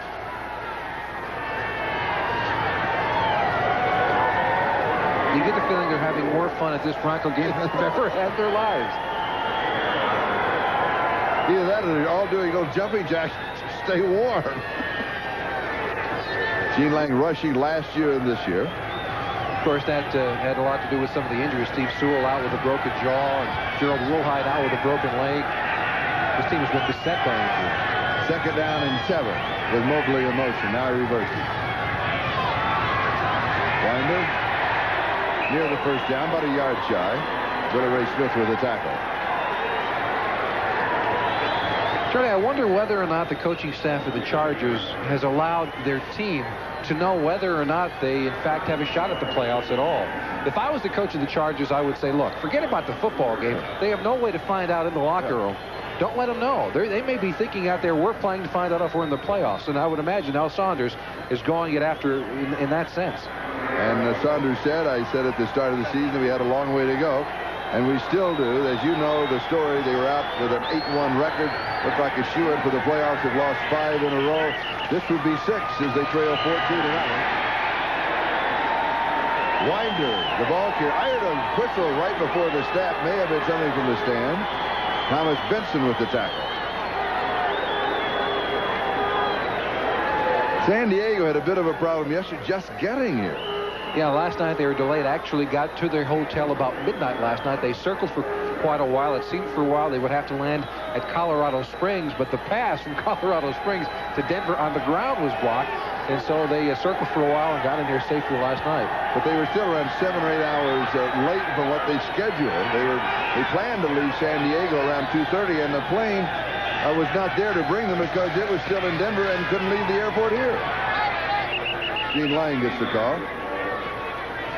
And that could be an advantage or a disadvantage. It could be a disadvantage from everybody concerning themselves about it. Or it can be an advantage. You might say, it's snowing and let's just go out and enjoy it and play the best that we can. Well, this team has gone on a real roller coaster this year. After the 8-1 start, the best record in football, 8 straight wins. Now 5 consecutive losses. In this contest, even though they are to the playoffs, is very important to them because they've got to set a tone for the offseason. And Al Saunders is a very positive, upbeat kind of a coach, but I think he needs this win in order to set that tone for off-season workouts and for the draft coming up. And this is the site of his first victory as a head coach last year, 9-3, upset over Denver on November the 9th of 1986. Vance Johnson unable to hang on to that ball. He's just recovering from a slightly dislocated shoulder. I don't know how slight a dislocated shoulder could be, but he's wearing a harness underneath, actually, and that's going to restrict some of his movement, but they're going to need him for the run during the playoffs. He's been their big play receiver all year with 7 touchdowns. 3rd down and 9. Steve Watson is down here raising his hand. Nobody is covering him. He's all by himself. Yeah. And here comes a blitz and the first sack of the ball game, and this was Daniel Hunter who got the sack. What happened with Steve Watson wide to the near side at the bottom of the screen was all alone. He was all by himself. He raised his hand. I think Elway saw him. The Chargers finally did recover and get somebody over there, but he was unable to get the football. They had the safety blitz on the part of Daniel Hunter, number 27. Receivers are told if that ever happens, just put your hand up in the air and run down the field. Hope the quarterback will see you. Mike Horan will be kicking to either Lionel James or Gary Anderson.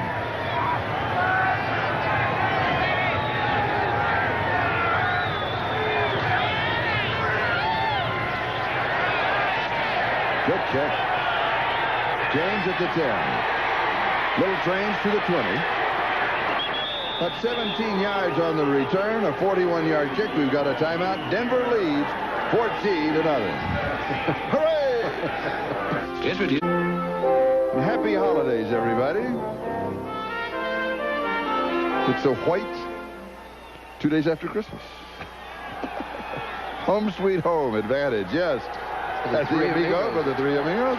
Three Amigos have sold 33,000 posters in 3 weeks. They, of course, the wide receivers for the Denver Broncos. Here's San Diego. Curtis Adams gets the call. And the Denver defense is there, as it has been throughout most of the year, this time led by Ricky Hunley. By the way, a special thanks to all of our camera persons that are working. If you think that these are difficult conditions, you should be with us on the 3rd week of January when they'll all be working in Palm Springs at the Bob Hope Classic. Now, that's really a tough assignment.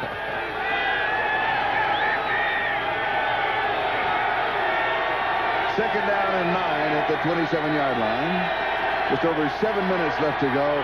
3rd quarter. Spencer.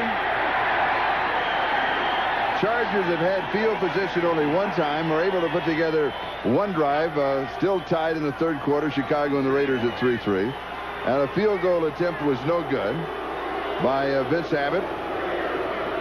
And the rest of the game has been completely dominated by Denver, and it all started with that 71-yard punt return by Casey Clark right at the end. The Broncos won the toss, elected to kick off, held the Chargers, the punt, the return for the score. They kicked off again, and then Denver put together a short drive of under 40 yards for the second score with Wagner going in from the yard out. That's been all the score. And not a lot of threat. This is Jim Ryan with the pressure. Pass complete to Anderson.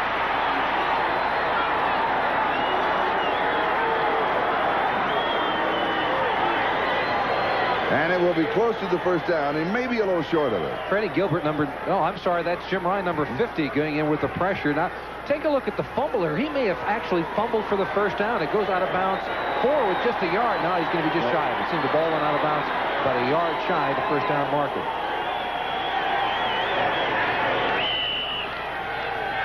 So Ralph Mojico will be kicking.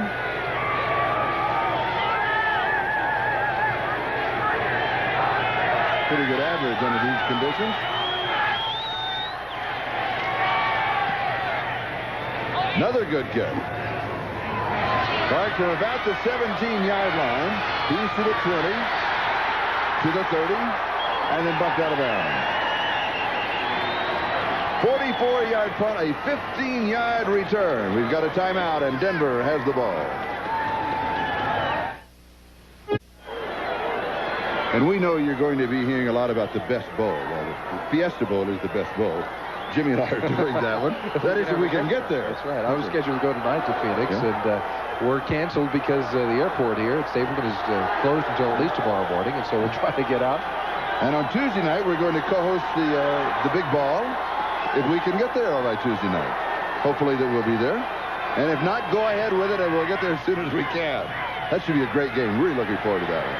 This will be my 9th year at the Fiesta Bowl. Elway rolling to his right. Going back, pass is caught by Orson Mobley. 50-yard line. Gil Byrd at the coverage, 16 yards and a first down. What happens is that when Elway rolls out of the pocket, the defense has a tendency to move as fastly as they can with him because of his great scrambling ability, and they leave Mobley inside all alone. The zone coverage just continued to move down the line with Elway. Mobley stayed perfectly stationary and came up with a big catch.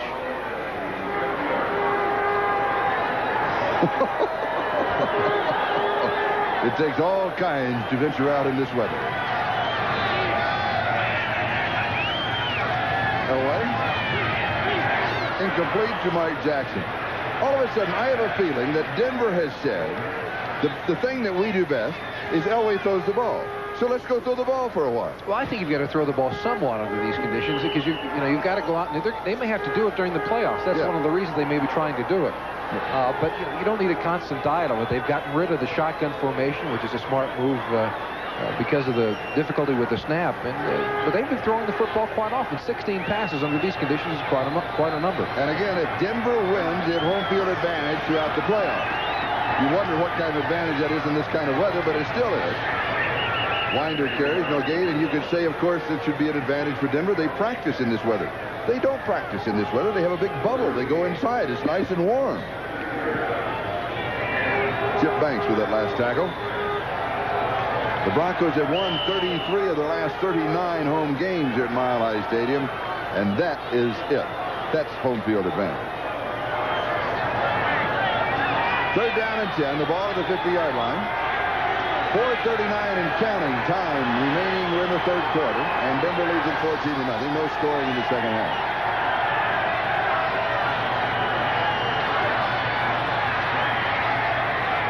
Elway, it's in the air. It is intercepted. It is Billy Ray Smith. And the Chargers take over on the interception at about the 47-yard line of Denver. Billy Ray Smith, second alternate to the Pro Bowl, and having by far his best year. Elway throws into some coverage here. Mark Jackson and Steve Watson are on the left side of the field, and they're very close to one another. But watch how many Chargers are on that side of the field. Vincey Glenn, number 25, knocks it into the air, and that is Billy Ray Smith with the intelligent move coming over and getting the big interception for the San Diego Chargers.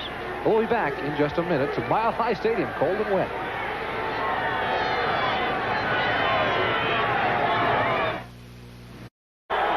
And if you really want to be picky, you could say the Orange Bowl is going to be better than Fiesta Bowl. But that really is. Fiesta Bowl last year, of course, we had the national championship game. This year, it's at the Orange Bowl. What a great lineup on NBC. Fiesta Bowl, Rose Bowl, and the Orange Bowl. Herman swings it up. Kellen Winslow. Winslow just back to the line of scrimmage.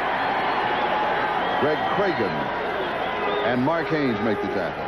The Chargers took Gary Anderson and put him in the backfield, then shifted him out to the far left side of the formation. As we take a look at that Chicago Raider game, still tied at 3 apiece.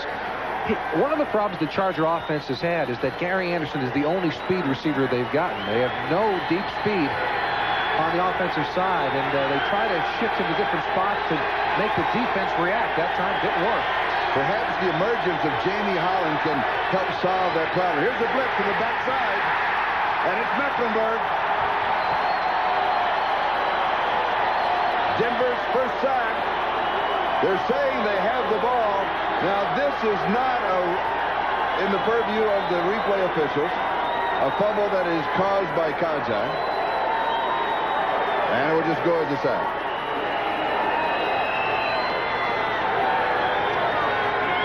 And in case you were wondering earlier in the first half, we'll go back to it here. James Fitzpatrick, number 70. Watch this. He comes around. He does not get back quick enough in order to get Mecklenburg. Mecklenburg hardly touched by Fitzpatrick, who was faking with the play action, then turning around to try to secure the backside. 3rd down and 20. Incomplete. Lionel James could not pull it down. Jeremiah Castile had the coverage. We had a play in the first half that you discussed with the replay officials at halftime, and the long slide down around the 10-yard line to the right on the right side. Right, of the Jamie field. Holland caught a football and slid along the turf and fumbled the ball. No one touched him, and so it does come under the preview of the replay official. However, the whistle had blown, and so the officials in the booth were not able to correct that mistake. Mojico kicking to Casey Clark. Another good kick. Clark at about the 7-yard line. Dodges one. Has a block. Nice return of 9 yards after a 51-yard kick. We've got a timeout, and Denver has the lead, 14-0.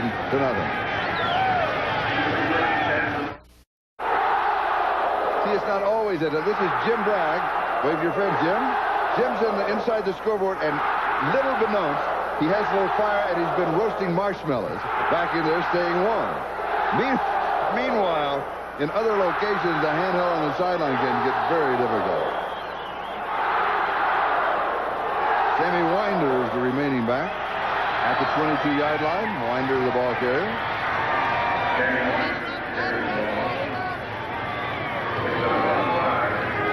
You've been watching the wide receivers of the Denver Broncos as Les Miller makes the last tackle. That when they go out wide, if they keep their hands in the pockets of the jerseys, it's a running play. Yeah, it's a little key that might be picked up by the Chargers this afternoon. Sammy Winder, I keep hoping that he scores another touchdown because he does something called the Mississippi Mud Walk. That he looks like he's sliding in mud as a celebration after he scores a touchdown. Here it becomes a Mississippi snow crawl, I guess. Or the Alpine slide. Time remaining 3rd quarter, 2nd and 7. Jackson going in motion. Elway rolls right. Throws, passes, complete to Clarence Kay. He just plows his way out of that. 1st down. 21 yards. Elvis Patterson. And the Broncos. Go ahead. I'm sorry. The Broncos will come back to this play again and again. Vance Johnson, number 82 on the right side, was open. He had man-to-man coverage there. The defensive back did a pretty good job of getting it done. But look at Kay slipping in behind the coverage. Mark Jackson, number 80, being covered up. But it was 82 who you saw slip by just for a second. Vance Johnson, who was open on the corner. I have a feeling that the Broncos will come back to that play at least one more time. Clarence Kay's first reception last week, a career high. 6 for 91 yards against Kansas City. Little better conditions than this. Here's Winder. And Sammy has a couple of yards. And again, because of the conditions, Winder last week against Kansas City running on 1st down was averaging almost 6 yards a carry out of the shotgun. And he's led this team in rushing the past 6 seasons. He's been a durable kind of a back. And he really picked up a lot of the slack when Gerald Wilhite went out with that broken leg earlier in the season. 90 seconds left in the 3rd quarter. Denver still leading 14-0. All of the scoring coming in the 1st quarter. 71-yard punt return by Casey Clark. A 38-yard drive in 7 plays with Winder going in from a yard out. Low snap.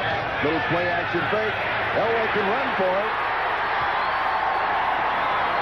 Did you notice what he did? He didn't just run for it. He put a little fake in, a head fake to the outside, and then he went sliding for the 1st down. Let's see where they're going to mark it. They may mark it down short of the 1st down. This is the same play I mentioned before they were going to come back to. This time they catch his zone coverage, though. And Elway, you're right, put a little fake on and try to slide by Chip Banks for the 1st down. And apparently, well, here's the thing. They're not going to get it. No, and that's a good call for the officials. And the reason that he doesn't get it is that is a feet-first slide by the quarterback, and that is so he can take himself down and cannot be hurt. So the ball has to be dead at that point. So that's a good call by the official. 3rd down and 2.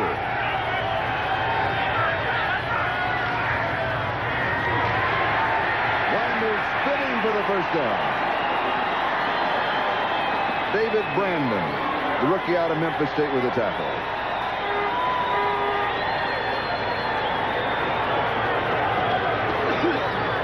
Chip Banks was injured on this play. There he is coming up. He's the first alternate in the Pro Bowl. Where does...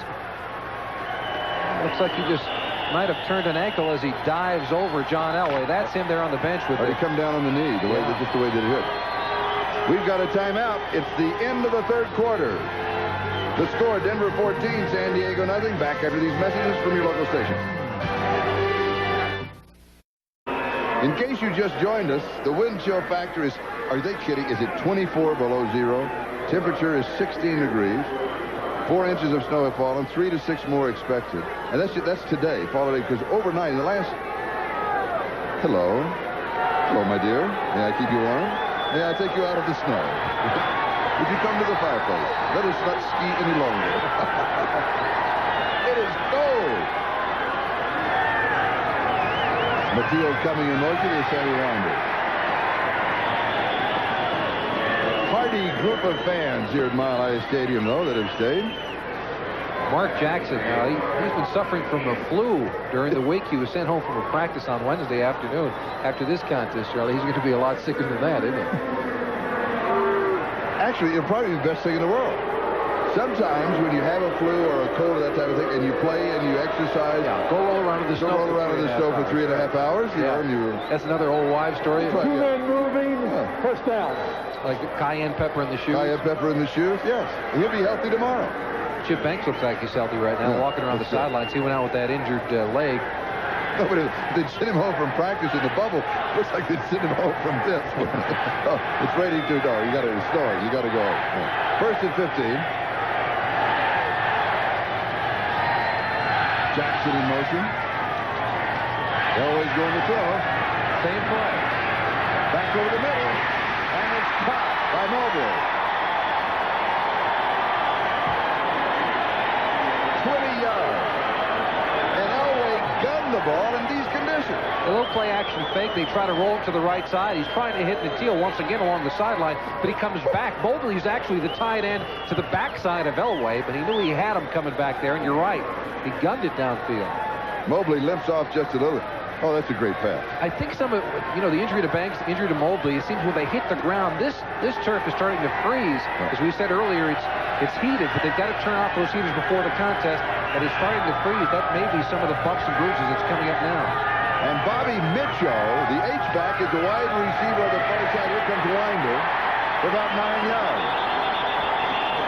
Meanwhile, Mitchell downfield on a shoving contest with Danny Walters. Well, there's a pretty fan in the snow cheering the Broncos on.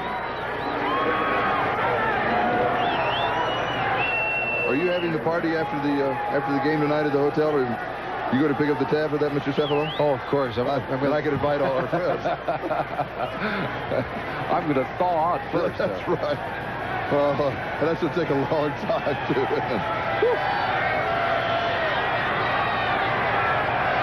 Second down and a yard at the 21-yard line. It's over 13 minutes left of the game.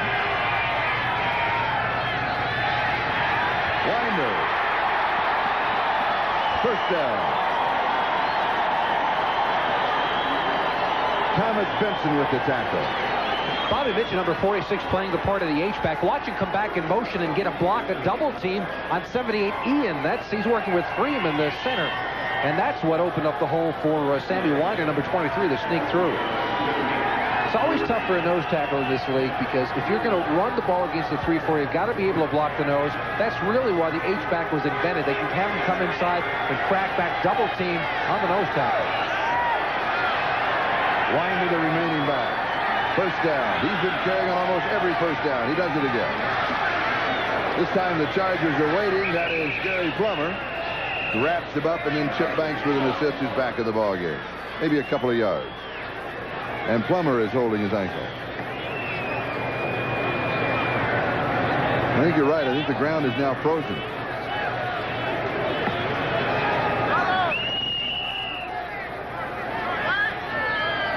Has an underground heating system like an electric blanket is an easy way to describe it. And of course covered by the tarp. That all rolled back before the game started. As soon as you roll back, the field immediately covered by snow. The heater turned off, as Jimmy explained. And now it's starting to freeze again because of the temperature.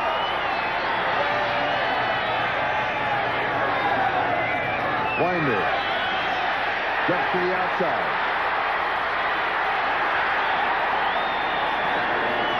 Lee Williams finally takes him out. Danny Walters was also there.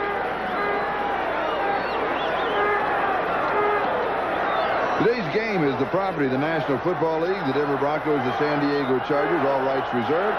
And today's telecast is presented by authority of the National Football League, intended for the private use of our audience. Any rebroadcast or the use of this telecast without the express written consent of the Denver Broncos and the National Football League is prohibited.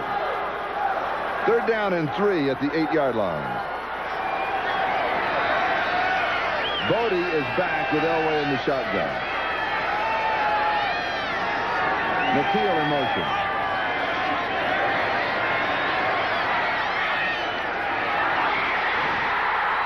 Incomplete.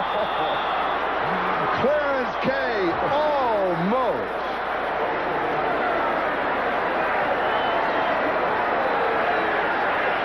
Let's count the number of times yeah. that Clarence Kay had a chance at this football. Makes a nice play going up in traffic. Takes it away once. There's a second time. Whoops. Runs into the teal a third time, and there's number 4 just 5 times on the second play. That's still great concentration. He really stayed with it. Oh, yeah, it really is. 26-yard field goal attempt by Rich Karlis.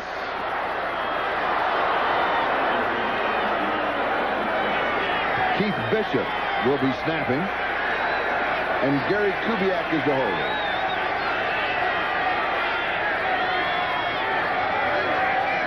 Good snap. Good hold. Got it. 26 yards. Denver leads 17-0.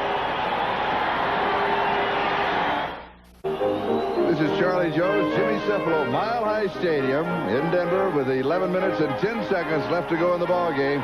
The Broncos out in front of San Diego by a score of 17-0. As Randy Kirk picks up the kickoff and returns it a few steps. Denver says they have recovered a fumble. Meanwhile, the defensive team is slogging out on the field for Denver. The officials say that San Diego has it. Again, a fumble that is caused by contact is not reviewed by the replay official. Number 94, Randy Kirk, coming out with the ball, though. He was the short return man. Well, that's the second time he's returned a kick this afternoon for the linebacker. I don't think he'll touch the football that many times in one afternoon again in his career. Also on the near sideline at about the 25-yard line, Gary Kubiak is warming up. So we may have seen the last of John Elway as the Broncos are out in front 17-0. Mark Herman. Winslow has it for about 5 yards. There's Kubiak loosening up in the snow. As much as he wants to play, you got to want to say, now, in these conditions, thanks a lot. Well, that's the job of a backup quarterback in the NFL.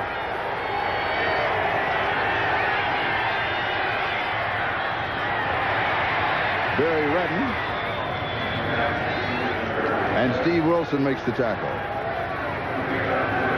Now the Chargers going with a hurry-up offense with 10 minutes and 21 seconds left. No need to wait till there's 2-minute warning. They're down by 17 points. Herman is pressure, slides away from it. Intercepted. Ricky Hundley. Hundley has the score. Dennis McKnight was chasing him, but he couldn't catch him. 51 yards.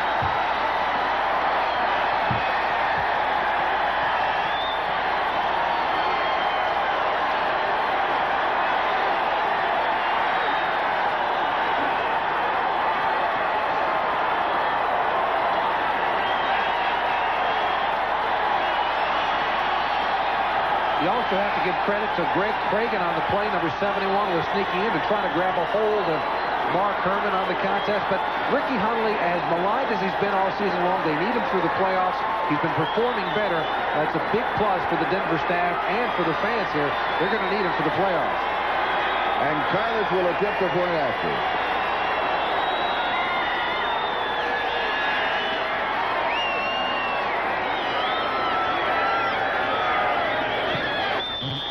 got to hurt. It has to hurt. Barefoot in the snow. It is good. 24-0. A big... Let's take another look. That's Greg Cragen, 71, who forces him out. It's just a bad throw on the part of Herman and a great catch on the part of Hundley.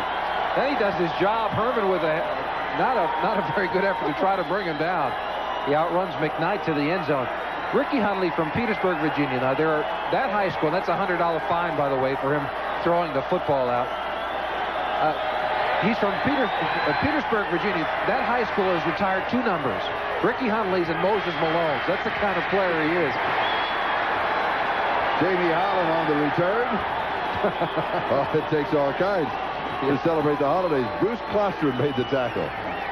Hundley has been a great athlete from his high school days. That's the reason, of course, why he's expected so much of him. But he's played well the last couple of weeks and really has rallied this Bronco defense. They've not played as well as they had in the previous years, especially last season when they won the AFC Championship. But they're performing better, and a lot of that reason is because of Ricky Hundley.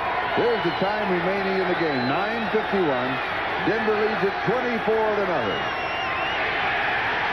Tim Spencer, bit back by Greg Cragen.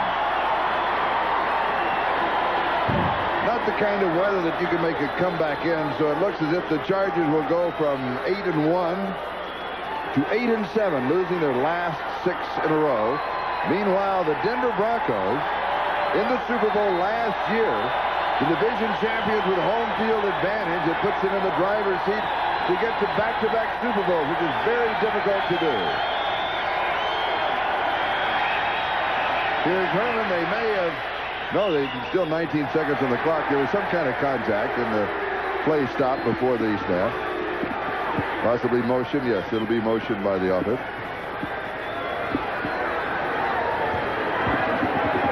You know, it's difficult for the officials, too, to slip and slide. False start offense.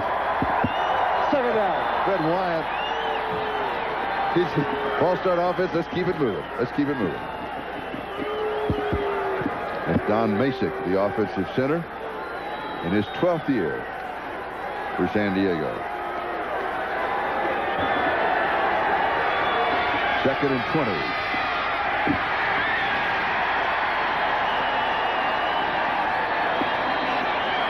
Freddie Gilbert with the tackle.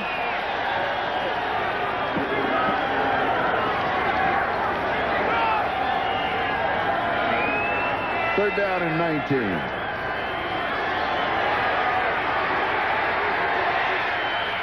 Pass is complete far side to Kellen Winslow. Mark Hayes had the coverage. I told you, Ski Mile High Stadium. It's the new bumper sticker. I saw it yesterday. Oh, we already had some bobsledding going on earlier. And Ralph Bajinko will be kicking. Casey Clark, the return man. We could just try to, there's Casey.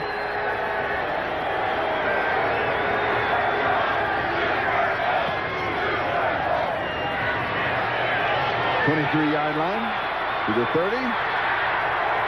Out near the 40-yard line. Another good return for Casey Clark of 17 yards, a 40-yard kick. Pete Holohan with the tackle. We've got a timeout, and Denver has the big lead, 24-0. This is Charlie Jones, Jimmy Cephalo at the top of the mountain, ready to make the final shush. It's cold. It is cold. What, 27 below, 0 wind chill factor? Was that the last report we had? Something like that. Gary Kubiak has to be cold. He's now in a quarterback, but he's been on the sidelines for most of the contest. His last appearance was in Week 8. That was the game against Detroit. His record on the season, he's completed 3 of 3. And he gets to Sammy Winder from the 40-yard line. And Chuck Ian makes the tackle.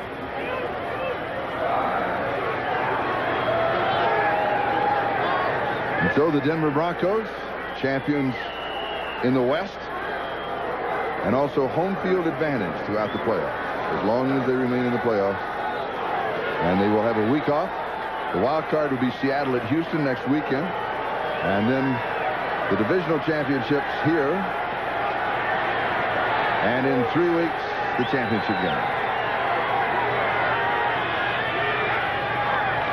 Kubiak to Weinberg. A couple of yards short of the first down. Gary Plummer with the tackle. And that off week will be very important for Denver. They'll be able to get some of their healthy people back. Steve Sewell, the running back with a broken jaw, practiced this week just a little bit. He may be back in time for their playoff games. Also, Randy Robbins, Dennis Smith. They've suffered some injuries outside, way outside possibly. They may be back. But it'll be a healthier Denver team than there's been on the field for many weeks in the past. The home sweet home advantage for the Denver Broncos. Weinberg's the remaining back. Third down. He does not pick up the first down. He does fumble, though, and San Diego says it has it. And they do have it. So San Diego recovers the fumble. Les Miller comes up with it. Winder seems to just pop out on him right at the very end. Let's take a look at it. He hits the pile real strong. He's got two hands all over it. It's tough to tell from that angle exactly when it does come out. Started number 70 diving in, though, and Billy Ray Smith and Chip Banks, number 56, reacting. So San Diego has the ball at the Denver 49-yard line, first down, with 6:50 left to go in the ball game, trailing 24-0. Denver has one other shutout to their credit this year. That was against Detroit in Game 8. Herman fires. It is intercepted again. Ricky Hundley has his second interception and his second of the year. And Mark Herman has been intercepted 4 times. Seems like the snow has covered the jersey of Ricky Hundley. He's not wearing white. Something kind of tell the quarterbacks of the San Diego Chargers. Hundley right in direct position. Tried to believe Herman would try to fit it in there. Nobody open, but Hundley with another good play. So Denver at the 49-yard line of San Diego, or 45-yard line of San Diego, first down.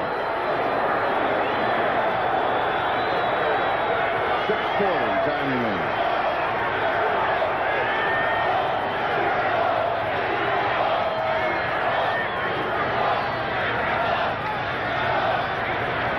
And Ken Bell is the ball carrier.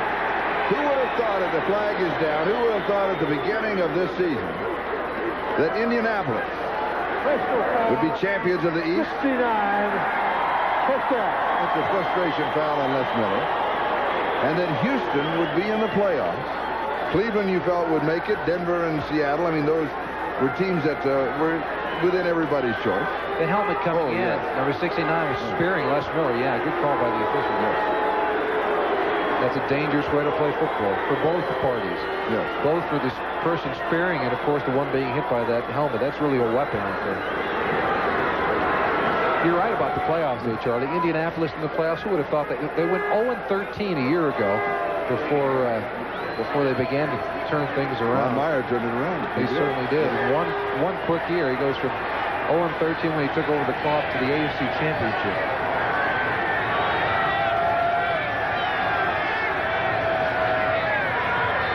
Kubiak tips incomplete. And as well, Houston should be credited. Jerry Glanville has done quite a job with that program. Cleveland back again. Seattle in the playoffs. And Denver in the playoffs. It's a good group. It's going to be a lot of fun the next 3 weeks. It's going to be. Here's a look at the Broncos season thus far. They got off to a shaky start, actually. Yeah, they had the big win over Seattle to open up. Then they tied Green Bay in week 2. The 3 strike games. You throw those out, actually, although they do count in the standings. Second down and 10 at the 28-yard line. Just over 6 minutes left. Here's Bell on a sweep to the right side. Now we'll come back and pick up the schedule, week 9. With Buffalo with the victory, then the victory over Chicago, and that may have just set up the final run. They defeat the Raiders, San Diego in San Diego, New England. They lose to Seattle in Seattle. Everybody loses to Seattle in Seattle. And right now in week 15, I think you're right about that Bear game, Charlie. It changed the whole thought process for this Denver team. That's the game they went to the shotgun formation. They tried to get away from the rush of the Chicago Bears. They were very successful with it. And now running out of the shotgun maybe 90% of the time, they've been able to run the football better. John Elway sees the defenses better, and they've been a much better club since beating the Bears. And the numbers get confusing. Week 15, of course, the last week defeated Kansas City. This is week 16, but only 15 games. Going deep, incomplete in the end zone. Flag is down. Ricky Natillo, the intended receiver. Now you really have to question why Denver is throwing the football. Illegal motion, number 80. That's against Mark Jackson. Here it is. Fourth down. They're up by 24 points. There's 5 minutes and 49 seconds left in the game. They've got home field advantage throughout the playoffs. You don't have to worry about scoring points as a tiebreaker item. I don't understand the thought process of them throwing the football. Perhaps just to get used to throwing the football in this kind of weather if they have it for one of the home games. Well, that's one That's the only thing I can think of. The only other thing I can think of is they want to show their first opponent in the playoffs as much offense as they can to make them prepare for things. But they've not shown anything unusual. Usually when you do that, you take a strange play and put it in the book so that your defense, the opponent you're playing, has to prepare for that particular play.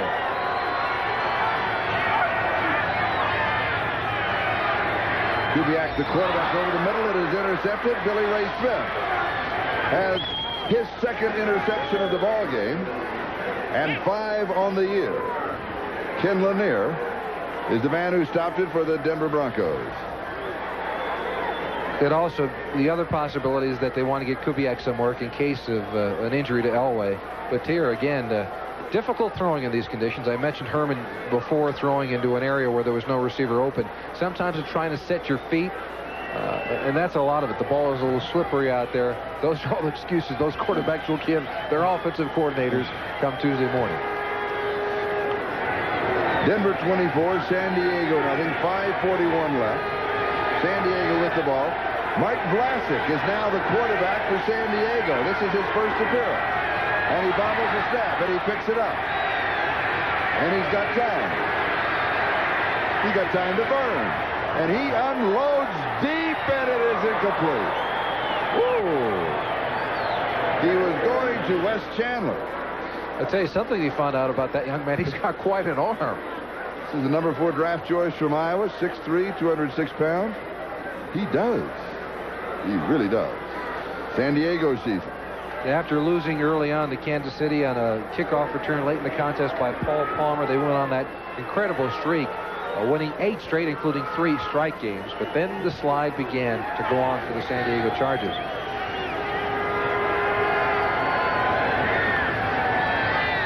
It started in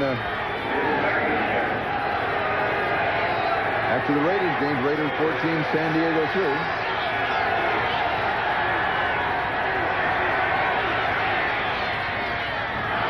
Kellen Winslow. There's also been some speculation. Charlie, you live in that area. As we take a look at the remaining debacle. They just kept losing. They just continued. There's the 5 in a row. There's the 5 in a row there. There has been some speculation. You live in the San Diego area. The score was reversed, I think, in the Raiders game. Go ahead. About the retirement of Dan Fouts.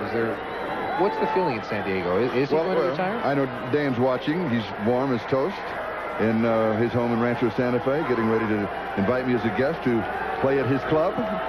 And he'll be back. The press has written him off. The fans have written him off.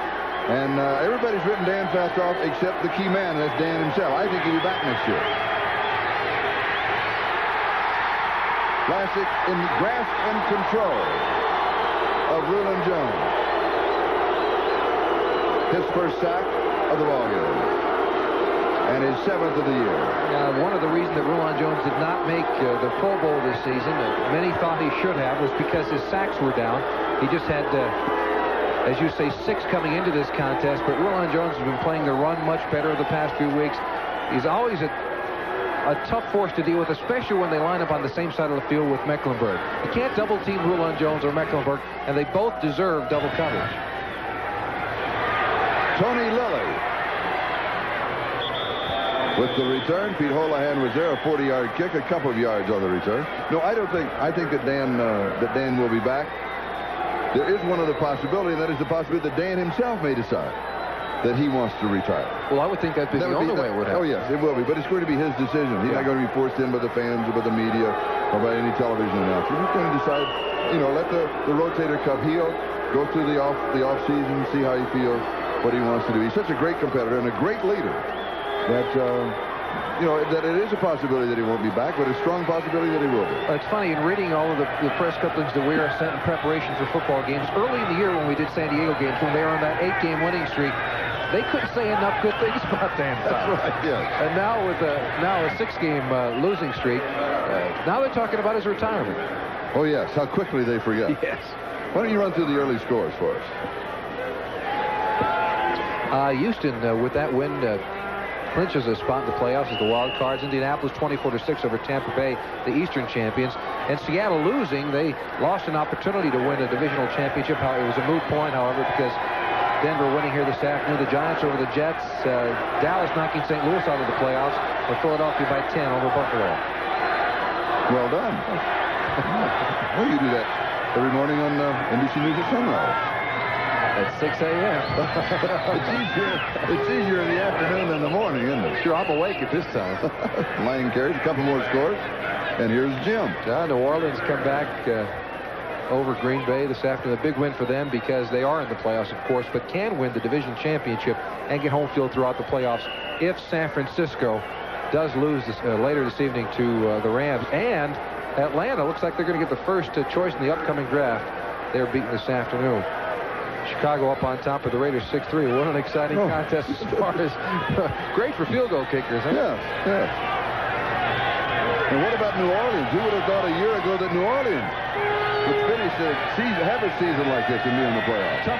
Toughest choice is going to be who's going to be coach of the year. I think that's the toughest choice all season long. Intercepted. San Diego has the ball. This is Vincey Glenn with the interception. Stephon Humphreys makes the tackle. I tell you who my coach of the year is. Okay. It's Dan Reeves, because it's so hard just to get back to the playoffs, and he comes back as a division champion. Oh, I think you're right. Dan Reeves here has to be the coach of the year because he's had so many injuries through the year, and it's so tough to repeat as a champion. And he had to keep filling people in. And Randy Robbins goes out. 6 starters. Right. Billy Bryan went out, the center, with a knee injury early in the year. Gerald Woolhite with a broken leg. Steve Sewell, a broken jaw. Dennis Smith has an injury. Randy Robbins, Rick Massey. Yet this man found a way to keep his team up and found a way to win. Vlasic to Anderson and out of bounds. 2:21 left. What a little excitement here at the end of the ball game. A chance to preview Mark Vlasic, the rookie out of Iowa, taken in the 4th round of the draft. 6'3", 209 pounds. Had a beard earlier in the year. In a way, looked like a Dan Fouts clone early on in the season. Tape in the ear holes. That's to keep the snow out and the wind. That's to make the helmet warmer. Players will do anything to keep warm in this weather. They wear the pantyhose. Sure. They put the cayenne pepper in the shoes. That's a great one. A scramble in the snow and a pat. Oh, this kid can throw. It's Bernstein on the, and that's the #1 choice, Bernstein, with a catch. This team had a very good draft last year. Steve Whitmire should be credited, the personnel director of the San Diego Chargers, for bringing a lot of good people into this game. 2 minutes to go in the season for San Diego. 2 minutes to go in this game for the Denver Broncos. The Broncos up 24-0. Well, we have discovered one thing. Mark Vlasic can throw the football. And he's got quite a strong arm. He really can throw it. Taken in the 4th round, this team really did quite a job with their draft a year ago. Leslie O'Neal. Now, you're from the San Diego area. Leslie O'Neal was on his way to all kind of records as a rookie with the Chargers a year ago. Hurt his knee, out for the entire season. What's the thought about him next season? I think the prognosis is that he will have the same kind of recovery as Kellen Winslow. He's worked very hard at it, and everybody is very anxious. Thank you, Bronco fans. Give yourself a big hand. Way to go. But I think that San Diego is a team in transition. I think it's a team that needs a lot of help. Yeah, they really do need a lot of help. they've changed their whole philosophy, though. With Al Saunders, they've gone from a team that liked to throw the football under Don Coryell to a team that believes that if you run the ball and play good defense, you can win some championships. And they've started that conversion. Look at the blitz. They sent everybody.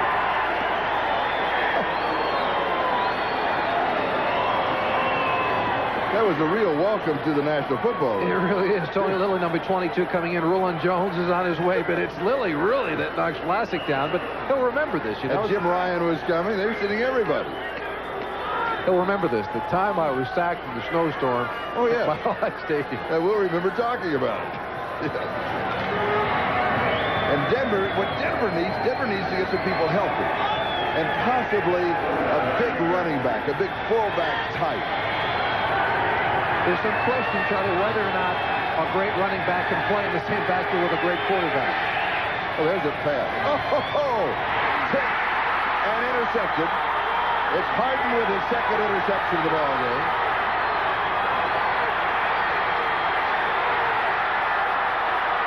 Harden returns to the 30-yard line. Steve Wilson tipped it. Wes Chandler made the tackle. And now a fight is breaking out. And flags are flying. Somebody decked Mark Hayes. Somebody came across and decked Mark Hayes just with a big shoulder block. That's the flag. Was it Bernstein? It was Rob Bernstein. He'll be ejected for that. That must have been something simmering throughout the day. Personal foul, number 82, ejected from the game. Touchdown. He figured with 1:36 left in the season, it's my last chance to get a shot at it. Well, that punctuates his rookie year, doesn't it? What a run on the part of Harden, though. Take a look at this. I mean, he's having fun in the snow. You know, when you were a kid and you caught the football in the snow and you say, well, I'll go up to the blue Chevy and down around to the school bus and over to the telephone pole. And, well, all right, it's time. I'll fall down. That's exactly what Harden does. Now, here's a look at Bernstein coming in and taking the hit. Well, no, there he is on the sideline. Al Saunders over talking to him.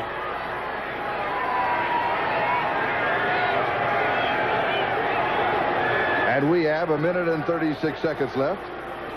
And the report card.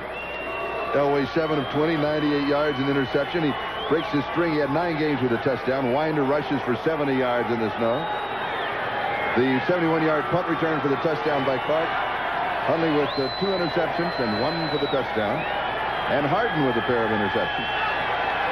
Bell and Lang are the running back.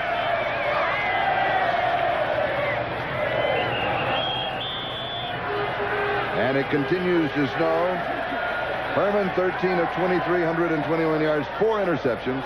Winslow, he caps his year going to the Pro Bowl, 6 for 44. Billy Ray Smith with a pair of interceptions. This is also the kind of a game, you know, where the Broncos clinched the AFC West Championship. There may have been, 20,000 fans here. Over the coming years, if they go on and win a Super Bowl or a championship, this stadium will have been filled to the brim. Oh, yeah. There will have been 200,000 people that saw them, who withstood all of the snow and the conditions here at Mile High. Wind chill factor dropping down to almost 30 degrees, minus 30 degrees. Oh, yes, the stadium would have been full. Would have been filled. Ken Bell carries. Joe Phillips. Both teams with 3 timeouts remaining. We're talking about that running back in the backfield. You know, when the draft comes off, if a great running back were available for the Broncos, you know, you've got to wonder. Sometimes, if you got the great quarterback, you need a good running back. A great running back, sometimes you have that friction between the two. Now that Dan Reeves and John Elway couldn't find a huge great running back in this offense. Maybe the big, solid fullback. It's an excellent blocker. The celebration has started. The Denver Broncos, champions of the West, home field advantage throughout the playoffs. The final, Denver 24, San Diego nothing. The Chargers lose their last 6 in a row.